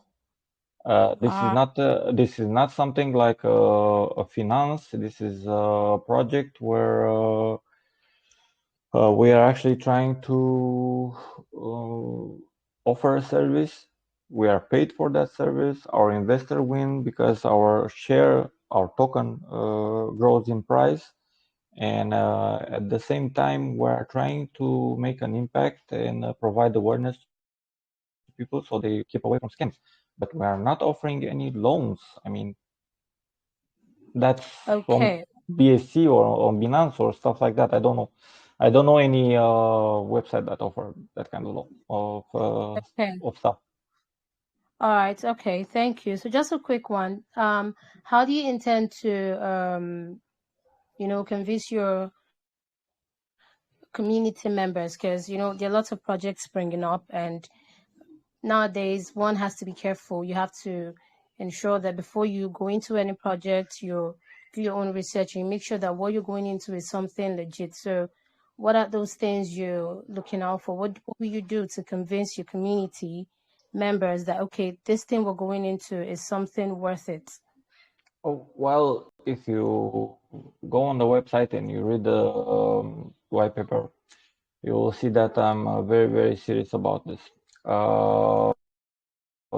You are actually not talking with a person that got in now in crypto and wants to do a project and wants to make a quick buck. We are talking about a guy that already has a project out. I'm talking about Multi-Sniper, and I used my earned money from Multi-Sniper to develop this project until now, and every reward that I gave or every stuff that you see on the website, servers and anything that costs money is actually from the revenue I got from Multi-Sniper. So I didn't use my community's money. I used my own money that I earned. You can ask all my clients. The group I'm hosting the private sale and the launch on is actually a group made a year and something ago. A group where you can see every chat about multi-sniper, and this idea that I'm showing you now and I'm trying to launch right now is an idea that I mentioned a year ago. If you, for example, go in the white paper and you click what is crypto scammer, and you go scroll down, you will see a link on June 27. It will actually get you to that conversation that I had with my group on June 27, 2021. And you will see that what I'm talking about was actually defined then. It was an idea that I wanted first a feedback from my group. I wanted to see if they feel the same as me, and I wanted to see if it's worth going ahead with this. And right now, so you would understand why it took me a year to do this, and I didn't do it sooner. In the last year, I had a daily job. In 2021, that daily job was 8 hours. Right now, it's on part-time. I worked on Multi-Sniper. I gave support to all my clients. And in the spare time, I actually worked with on cryptoscammer.com. And add all this All right. and Thank you take in so much. consideration that I also have a wife and a kid, so my time was spent away. Hope this answer your question. Yes, it does. Thank you so much. You're welcome. Nice project. Well, Thank you. yeah. Thank you, Caleb. Yeah, thanks for the question. Let's also get a question from, let's see, Sophia. Sophia, you're muted. Hey Caleb, how are you? Yeah, Can I Sophia, ask may a want to question? come closer to the mic so we can hear you. Okay. So my question is, do you have any plan to also add a calculator on your tab or website through which people can simplify calculate their reflections for a period of time if they hold it? Sorry, could you repeat that a little bit slower?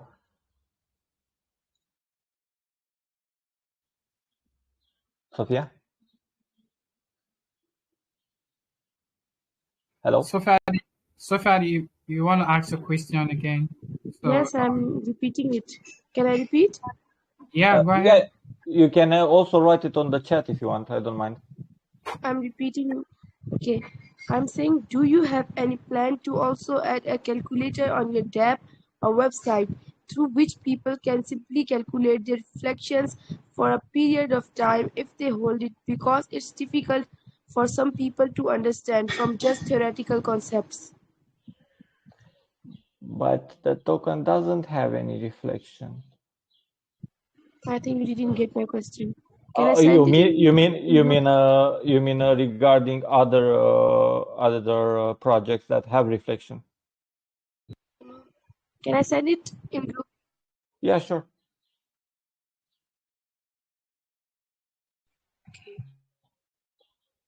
Maybe Sophia, you can kind of type your question on the chat. Um, um, type your question on the chat and tag me. Then we'll get back to that as well. Okay. All right. Okay, let's move ahead. Let's get a question from uh, Moonshine.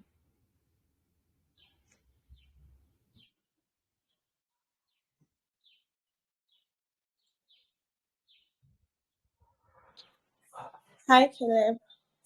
Hi, Hello. Kirito. So, actually, my question is about you said the best way to help your project is not actually by holding, but we need to trade and scan. Am Yeah. I right? Uh, So, on your roadmap, I see you plan on launching a staking program, and now you said we have to hold your token in our wallet to receive daily free scans. So I want to know, how do you intend to merge these two utilities you are talking about? Because you're saying we don't have to hold the tokens until we trade and scan. So when you introduce the staking, how do you intend to adjust this? And then the fees that will be going to the token, because you said some of the fees will be going to the token that you would receive for the development of the project. So when we stop holding the token, how do you intend to generate those fees? That's my question. well, first thing first, the fees are not going to the token. Every fee that is taken is going to the developer wallet. And I also explained why, what I'm going to do with those fees. I mean, the target is 100,000 for 2022 to support the team and a bunch of servers, so I can offer this kind of services. The scanner mainly won't bring much growth into the token because we are actually giving away a lot of free scans. But the node network, for example, should bring a lot because it will be subscription based. So, for example, you will be paying monthly, meaning that monthly half of what you pay will be actually burned. So, for you, a holder, it will become very profitable for to hold. Now, of course, like I said, normally the best you can do to help this project is not actually holding, it's trading. But not giving people anything, any incentive to hold the token, it's not ideal because they'll stop trading and sell your token, and your token will drop. In the future, so we can incent trading, we can actually have multiple marketing solutions to do that. meaning you can actually repay the most active trader from last 24 hours, or you can repay, give a bonus to the guy that has the biggest transactions from the 24 hours. But people will actually want to hold more than to trade more, because let's face it, it's this token is designed, if you hold, it's best is the best revenue that you can have, because in the future it can multiply your first investment tenfold, 100-fold, 1,000-fold, depends on how our services become more popular.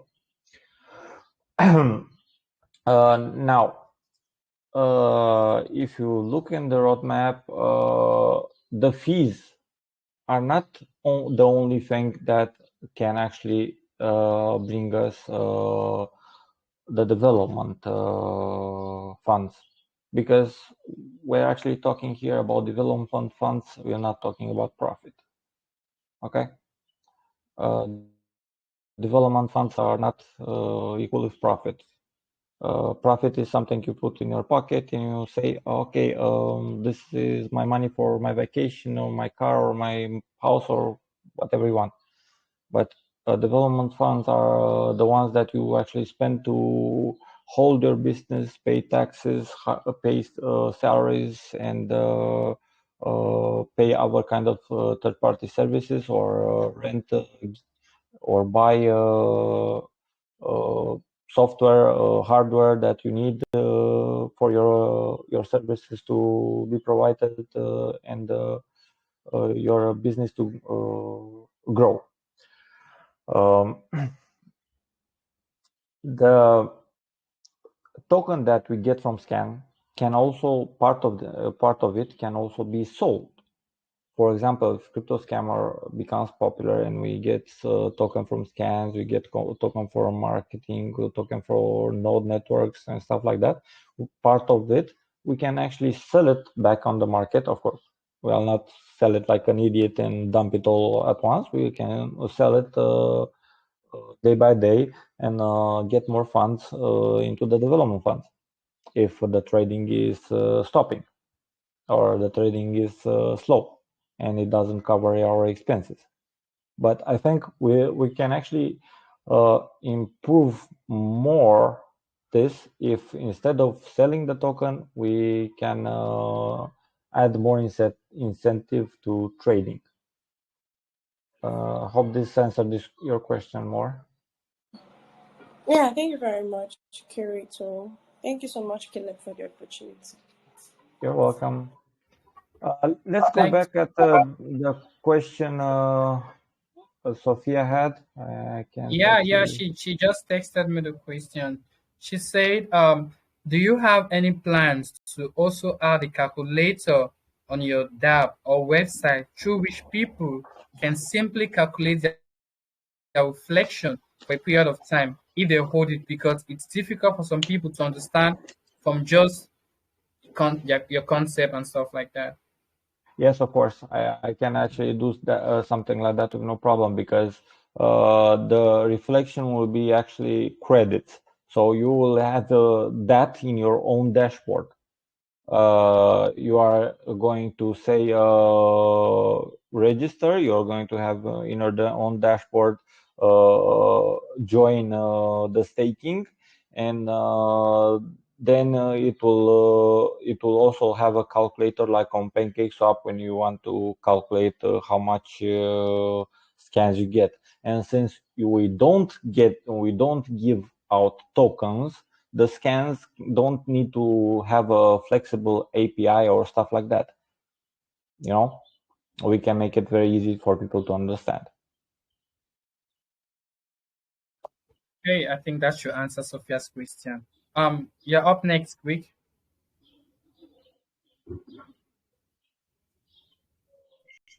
Thank you very much, Caleb. Hi, Hello. guys. Hi, Kirito. Yeah, thank you for having me. So, I've been listening in for a while, and I think I'm quite impressed with the product that your team and your project is offering. But one of my major concerns has to be the sniper bots. You know, personally, I personally, I'm not surprised that you had you know products like the sniper bots even before you decided to roll out your token, because project owners usually are always against sniping sniper bots and all of this kind of things. And seeing that someone that is creating a crypto project is also selling a sniper bot, it kind of gives me mixed feelings in the sense that well, basically, better put, my question would be, how do you say put a bridge between, we know that sniper bots have adverse effects on projects and on the charts. Um, so how do we put a bridge, between, this sniper bots and, say, this project in such a way that you are not or the product or the project itself is not killing the market, is making money from. I hope you understand me. Probably there is a way the bots are configured that even if they are front running transactions and all, they are not kind of denting the charts. And because if projects are always dying due to all these sniper bots, it's going to have a negative effect on your product, because where you're making money from, you're literally destroying the place. So how do you intend to say bridge a gap between all of this? Well, I'm glad you asked this question because here's where everybody is having a misconception. There are sniper bots and there are spam bots. Okay. For example, multi-sniper is a sniper bot. How it does things, it's simple. It actually waits for the developer to send the transaction of liquidity, and then it sends a transaction to Snipe. The transaction to Snipe is actually a buy transaction. It's that simple. The spam bots actually do the most damage. Why? Because they overload the network. They overload the blockchain. They send in 3 seconds. They send about 10 or more. 10,000 or more transactions to purchase from different wallets and different nodes. Saying so, they will actually make the blockchain lag, because every transaction needs to be validated, and as you know, BSC has only 21 validators. Validating 10,000 transactions in 3 seconds is kind of impossible. The sniper bots don't wreck the blockchain, because I can actually make a product from the sniper bot, call it a trading bot, okay, and it will be the same thing. It will use the same solution as the sniper bot, but it will actually do trading instead of sniping, and you won't say that trading bot is destroying the token or something. You actually mentioned something about front running before. Front running is actually detecting a high buy transaction on a token and buying that token with a big amount. So you before that the buy you are tracking, so you will have a bigger impact, a bigger price impact, and selling right after, so you'll make a profit.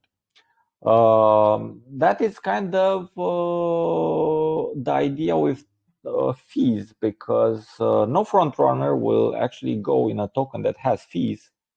Why? Because they lose a lot. They lose more than they can make.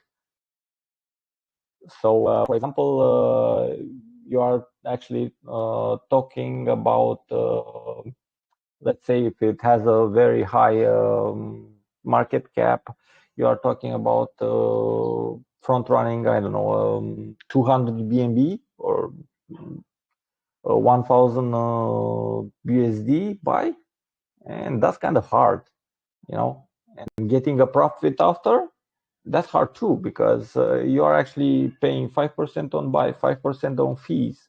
So front running trades is not ideal for front runners on tokens that have fees, of course. On tokens that don't have fees and they are zero, that's ideal, because you don't lose anything in fees, so you make a profit. As I said before, I didn't market this multi-sniper that much because I didn't want to overload the network with snipers. Snipers aren't necessarily bad, because they are just like tools made to buy faster than people buy on PancakeSwap, for example. But snipers can do damage if they get in the say first transaction with a lot of money. They can do damage. Why? Because after the sniper gets in, a lot of our buyers and snipers get in, and that sniper that got in first will sell, and the other investor will lose their money, because their token value will go lower. But the same thing can be done on PancakeSwap. Let's say right now that we have an antibot that will 100% say that no sniper will get in. Why? What happened? What happens if somebody for PancakeSwap gets in first with, I don't know, $30,000? They can drop the price too after, right? This only happens usually in a hype. Right now, we are not in a hype, and we are not doing a hype launch. So if you are afraid about snipers, don't be. Be more afraid about projects that don't go as planned and don't respect their roadmap and don't try their best to make this work. Be afraid more about scammers, people that copy contracts, and they fork them, and they accidentally turn them in honeypots, or they have no fucking clue on how to do things because they are beginners. We need to open people's eyes so they stop investing in those kind of projects. You are actually looking at a very, very legit project, and a project that I poured my soul in it, and I know a few people that have the same implication as I do. You are not looking at a scam, even if the name says scammer. You are looking at a project that wants to make an impact, not make a profit. Build a team that can help become an authority or a standard, let's say, on legit projects. That's one of the reasons why I did this like this, because I could have simply done a memcoin or something with BSD reflection, and you will all get in and say, if we get in first, we are going to get every half an hour, every hour some USD back, and we're going to make a profit. Well, this is not that kind of project. This is a long-term project, and if you invest now, you won't get a profit right away. So, Well, okay. So, well, I think you've clarified on a couple of things, and I think I appreciate how thorough you were with your explanation. Well, personally, I think I've learned a thing or two, and I think I need to get myself a sniper bot and have access to some of your products also. But just a side question before are your products available, say, on centralized exchanges? Basically, can I use, say, the sniper bots and all of these things, especially the sniper bots? Can I use it on a centralized exchange? No, you can't use it on a centralized exchange. Centralized exchange is Binance, for example, or Gate.io, and those are actually called trading bots, and they are trading by grid. Sniper bots are meant to detect listings on decentralized exchanges, dexes like PancakeSwap, ApeSwap, Uniswap, SushiSwap, QuickSwap, this kind of dexes. For example, our launch will be on PancakeSwap. A sniper can detect our launch, but they can't actually detect on a centralized exchange. That's actually a bot that I think it's called FreeComas. That's a platform. You can actually set it to trade by grid, but honestly, I didn't have any experience with them, and I know how they work. I know how they have a stop loss and a sell with profit, but I have no idea if they are good and they can make you a profit or not. Honestly, I'm not an expert on trading bots. All right, all right. Thank you very much. Thank you very much, Caleb. Thank you very much, You're welcome. Kirito. You're welcome. Yeah, thanks for that, Greg. So we'll just get a few more questions, and then we try to wrap it up as well. So let's get a question from Ibnobel. Ibnobel, you're muted.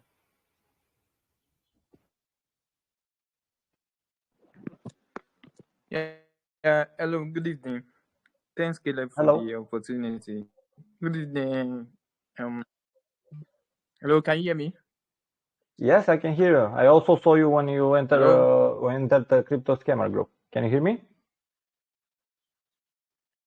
Hello. Yeah. Good evening. How you Good. doing? Thanks for the initiative all along. It's been a very educative session. Yeah, I just want to know your revenue model, how you intend to make some fund to sustain this project over a long period of time. Sustainability is one of the key things when you're looking at going into a project. So what's your revenue model like? How do you intend to make money to keep this project going? A sure measures that you have in place that will generate you funds to keep the project going. Well, actually, it's pretty simple because right now the funds that made this project going were from Multi-Sniper. Crypto Scammer will have its own products to sell, so it will automatically generate a revenue. But of course, we'll also have the revenue from fees. If people are trading, are buying and selling, we'll get more revenue from there.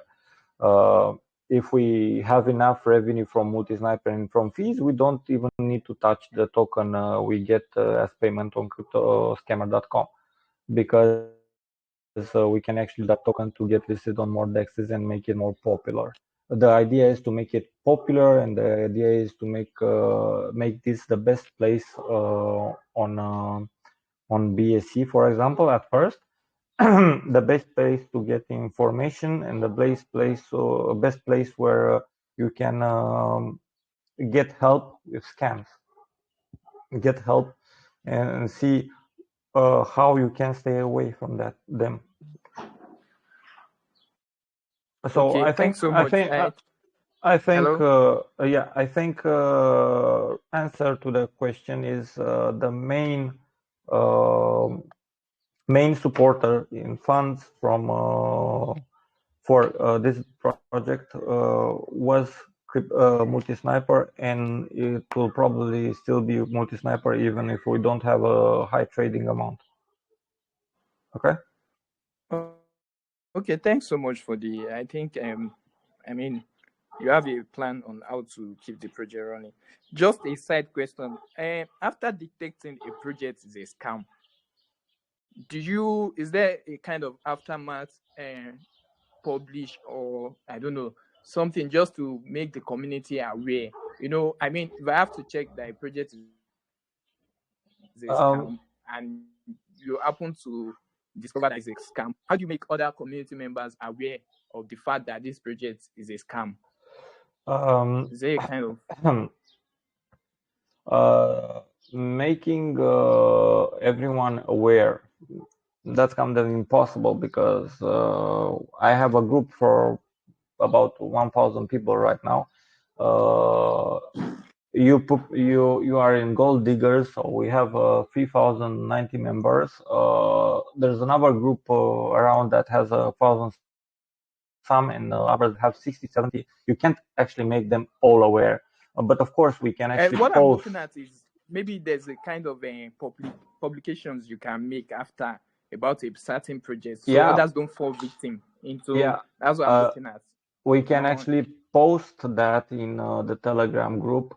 For example, you scan the token and you detected that it has a honeypot function and it's a honeypot or stuff like that. We can post it in the Telegram group. When we implement the wallet rating, so people will be able to report scams, and we'll have a rating on our website and see in the free section that you have scams there. We can actually post that in the Telegram group too. But the idea is not to make people join the Telegram. The idea is to make people visit Crypto Scammer, because it's not only one project there, it's more than one project. yeah, I understand you perfectly. Thanks for the response. I think that's all for now. Thank you. You're welcome. Thanks so much for that. Yeah, Nobel. Guess this is how far we can. Or do you want to take one more question, then we wrap it up? Sure.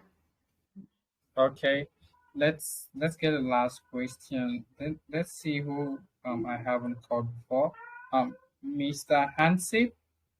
Mr. Hansip, you're muted. Okay, thanks, Caleb. Hello, Mr. Kirito. Hello. So hello. So your main feature is to check potential scam in a token contract, right? Let's speculate. Scammers are getting crazy every day. They can even add a new honeypot function to the contract, which your platform may not recognize. When I check it, your platform says this contract is safe, and I buy this token, and it turns out to be a rug pull or honeypot token. So, what actions do crypto scammers take if it happens?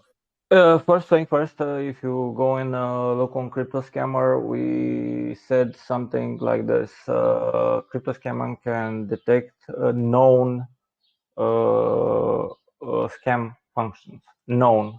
What that means? Means that we daily update the database with new scam functions. So of course, if it's a new scam function and our algorithm doesn't detect, then we can't do anything about it. I mean, it's like trying to foresee what the mind of a person can do, and you can't foresee that person. It's unpredictable. So that's kind of impossible to detect 100% that that token is a scam. But if you see a scam function that we list, then you 100% know that that's a scam. Okay, so no scanner out there can actually detect, or none in the future can detect that a token is a scam unless you have an expert that actually reads that contract, tests that contract, and understands the function that is actually going to be a scam. So, for example, having set fees, a function that can actually turn into a honeypot very easy. But the project could actually be legit. It could maybe it's not a scam, but we will tell you about that function. That doesn't mean we necessarily mark it as a scam. It's not fair for the project, because if that developer doesn't follow our standard of thinking and he actually uses that function to change fees normally and doesn't want to turn it in a honeypot, then that is still a legit project. We can't affect legit projects by saying they are scams, as we can't know that in the future they will name that set fee remove liquidity, for example. And we have no idea that that actually is a honeypot function and not the original remove liquidity function. So the way that CryptoScammer does it, it will have a team that daily checks contracts, checks new deployed contracts, because mostly new deployed contracts, new created contracts, new forked contracts, those are actually the ones that are copied and used as a scam. Scammers don't have experts in Solidity to make their own contracts. Let's face it. It's faster and easy and cheaper to copy a contract and use it to do a scam than to go and pay for a developer and develop that scam from zero. So most of the scams we will detect will actually not take in account new functions that appear unless we add them to the database.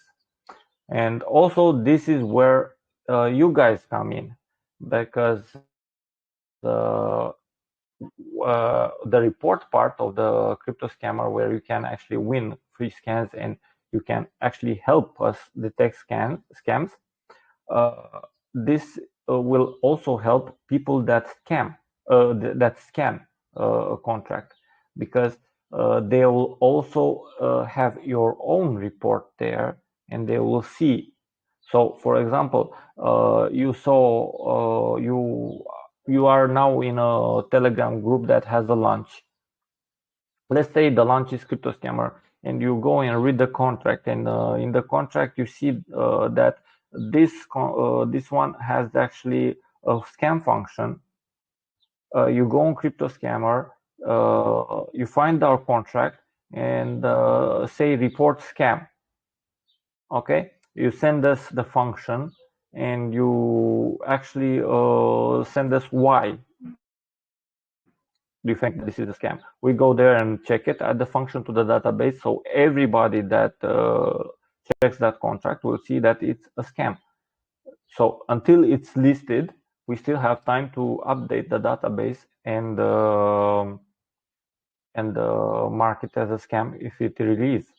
And we still can help people detect those kind of scams. Hope I answered their question. Okay, perfect.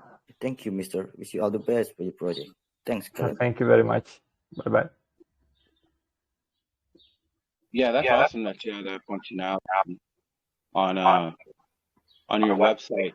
I was just wondering that if a person who set their taxes where it fluctuates between, like, let's just say, I don't know, 0% to 8%, but then there's the functionality in the contract that says that it can't go beyond.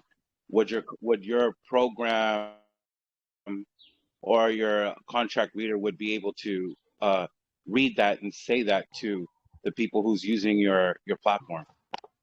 Right now, no, but we can actually improve on that, and we can make it so it will detect those two. Right. Let me blacklist functionality? Yeah, I'm sorry, go ahead. give me a second so I can explain more about this. Crypto scammer can be actually improved a lot. Right now, the way we did it, the way I did it, was not ideal, because working on multiple projects, you can't actually do everything right. So in a way, Crypto Scammer will actually launch, and with the development funds, we will actually try and get ABS servers with a load balancer, so it will hold more people, more visitors, because we are actually thinking positive, and we expect a huge volume of traffic, especially when we do marketing. And when we do this, we can actually add and improve, because we can separate the front end where you come in and see the web page and scan from the back end where actually the scanner works and detects scans. So we can actually make some servers work in the back end and scan every token and check for updates on those tokens. So we can actually provide you with even better service and even an accurate service. Right now, it's all hosted on a server because let's face it, I mean, it's easy for me to pay 200 euros for a server monthly than to pay 2,000 euros monthly for multiple servers, especially when that project is not making any money. And Right. doing that from the start and paying a lot of money on servers and developing this project will actually ruin me, and we wouldn't be here now.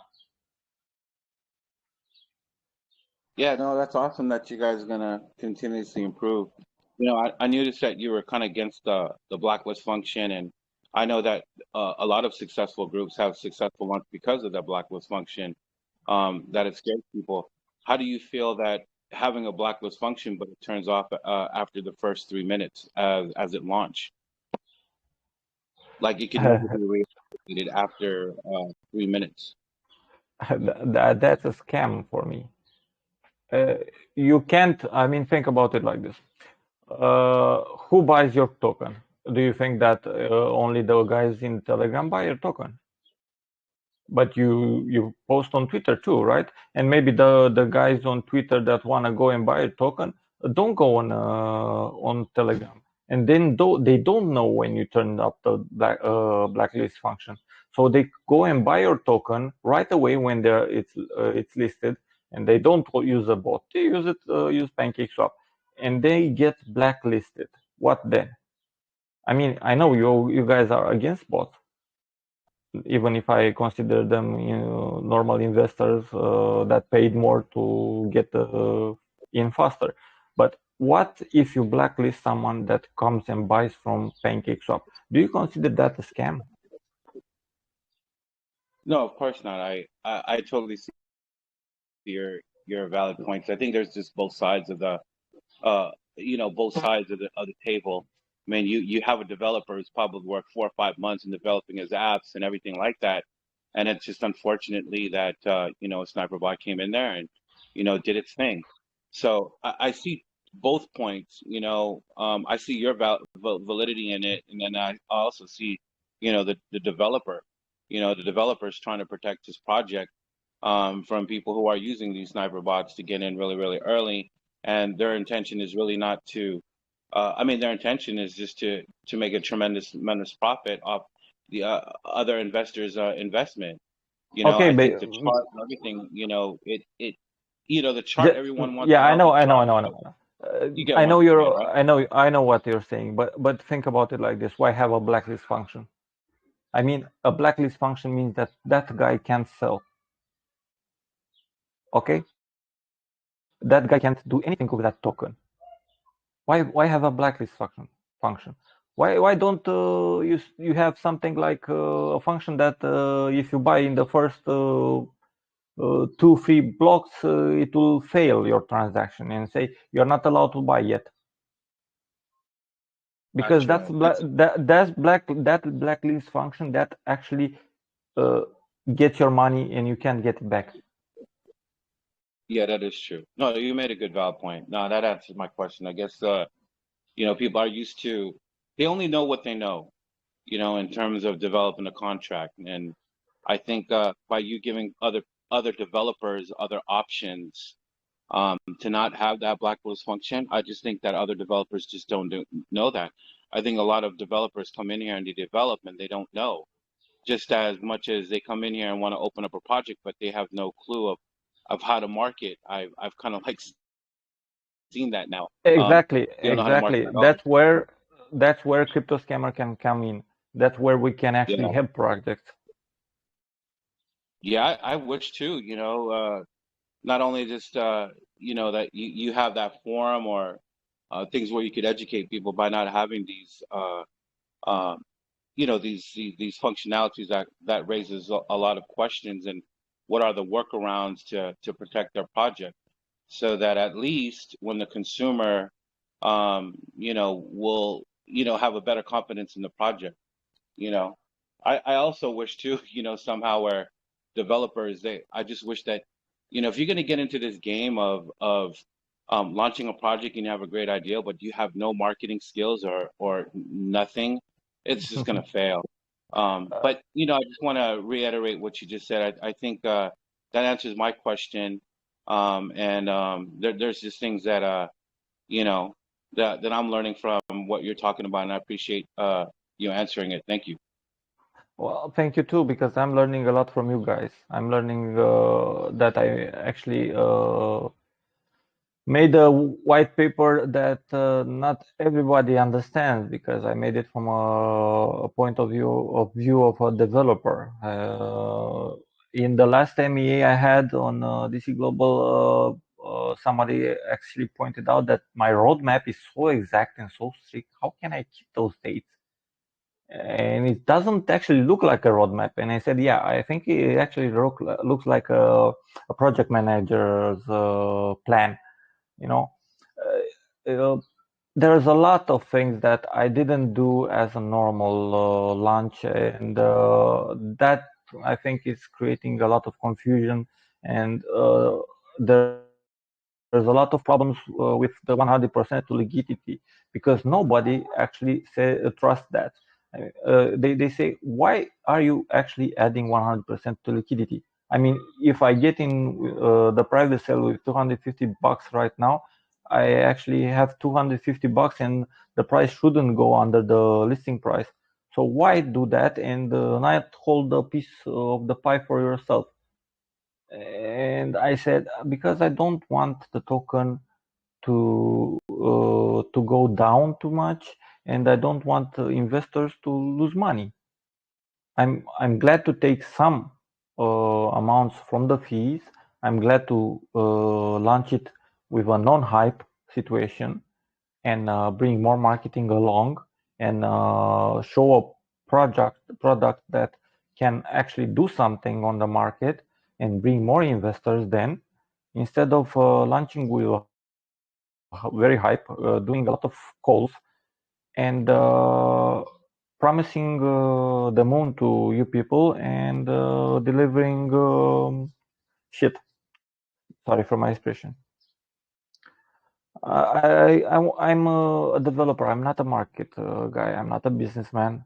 Uh, I just want to get people interested in this project. I just want No, people that share the same ideal. I don't want people that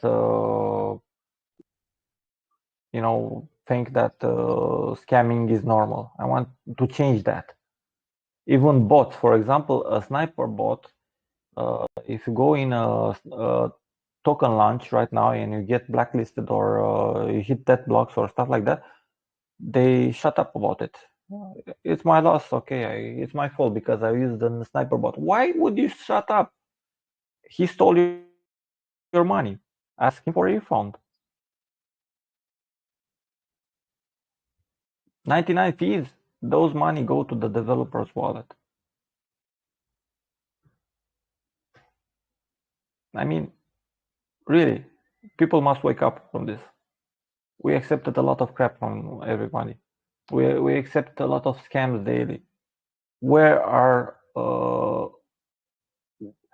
when will we be able to see legit projects only and no scams? Because the biggest thing in this is that legit projects like our previous the guy that spoke before and asked about how I consider 99% of the developers. I wasn't talking about them. I was talking about scammers, because you can't actually differentiate right now from legit projects from scammers. Let's face it. How many of you said crypto scammer? Yeah, probably another scam. Because that's actually what's happening right now. It's scam after scam after scam. And even those that don't scam right away and they rug you in 2-3 days, those are scams too. Aren't you guys sick of it?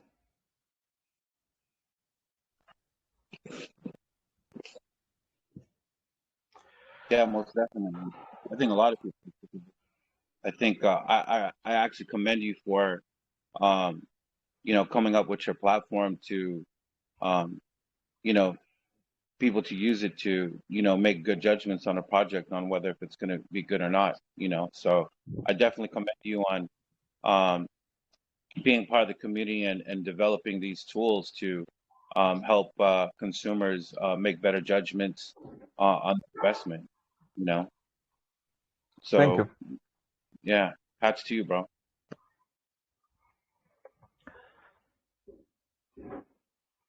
So any other question? Thanks for that, Gosh. I think, yeah, I think you want to get more questions. I think we're running out of time already. Okay. Yes, but I believe there are lots of questions. There are a lot of people that want to ask questions.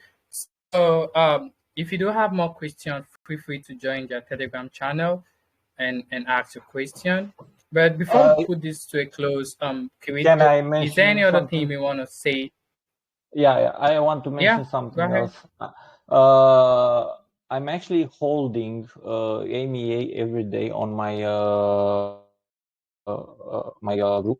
So if you didn't have your chance right now in this AMEA and you have another question, feel free to join or send me a message on the group or send me a message directly. I'll try and answer it the best I can. I'm not afraid about hard questions. I'm actually afraid that I won't be able to change people's minds, and I'm trying my best to do that. I'm trying my best to be a developer, and I'm trying to be my best to be the team leader here, even if the team is only me. And I'm trying to actually show you a good project that you can feel safe to invest, and a good community that you can feel good to be a part of. So if you want to help this project, yeah, sure. Trading, buying in the token, that'll do amazing things. But I think the most amazing thing is if you can share this project with ours, because sharing this project and making AMAs and doing paid marketing is less than what you can do by sharing with each other. When your friend hears about a project from you, it will be better than if he sees a promo I do on I don't know, any channel. Yeah, well, this is actually the best thing you can do to help this project. Well, I'm going to invest into your project for sure. And I'm not just saying that. I really don't know this guy. I just heard about this project through Caleb's channel, and it's great to have. I think, there's things there's things that we do in life that we contribute, whether we can't contribute to, people with cancer or people who have breast cancer. I mean, we make different contributions, and maybe not all, but I do. And I'm definitely going to invest into this project just for the simple fact that what you're doing is going to save a lot of people from people from losing their money and making this this crypto space a lot more safe. So definitely you got my investment. Thanks a lot, bro. I appreciate it. Thank you for the support.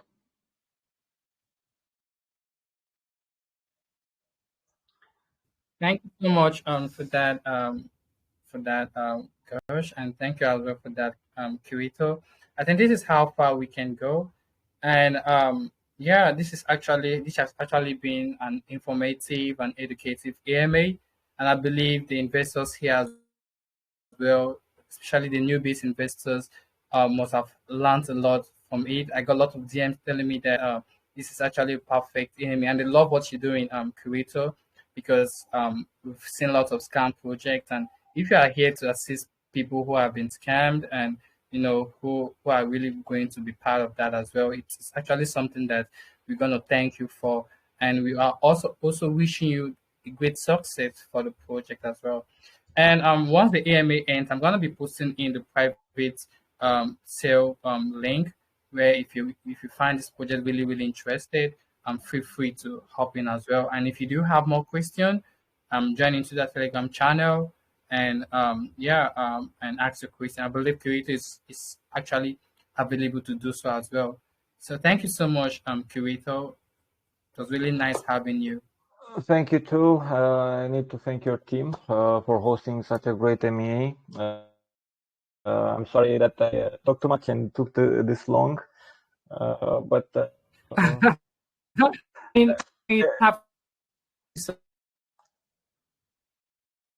sorry, I didn't understand that.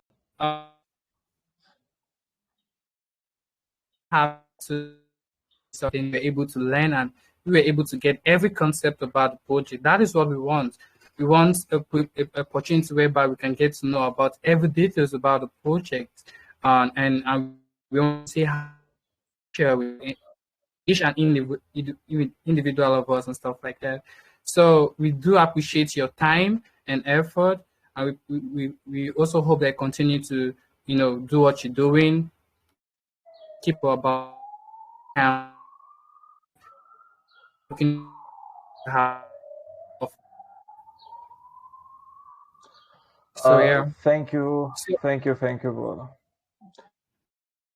Have a good day. All right, so I'm gonna be stopping you. Yeah, I'm gonna be. Yeah, I'll let you take the rest with the prize and stuff. So have a good day. Remember, if you want to talk to me, I'm always open. Bye bye. All right, I'll be sending you the recording on the private. Thank you. All right, bye buddy. Bye. Thank you. Bye. So I'm gonna stop the recording.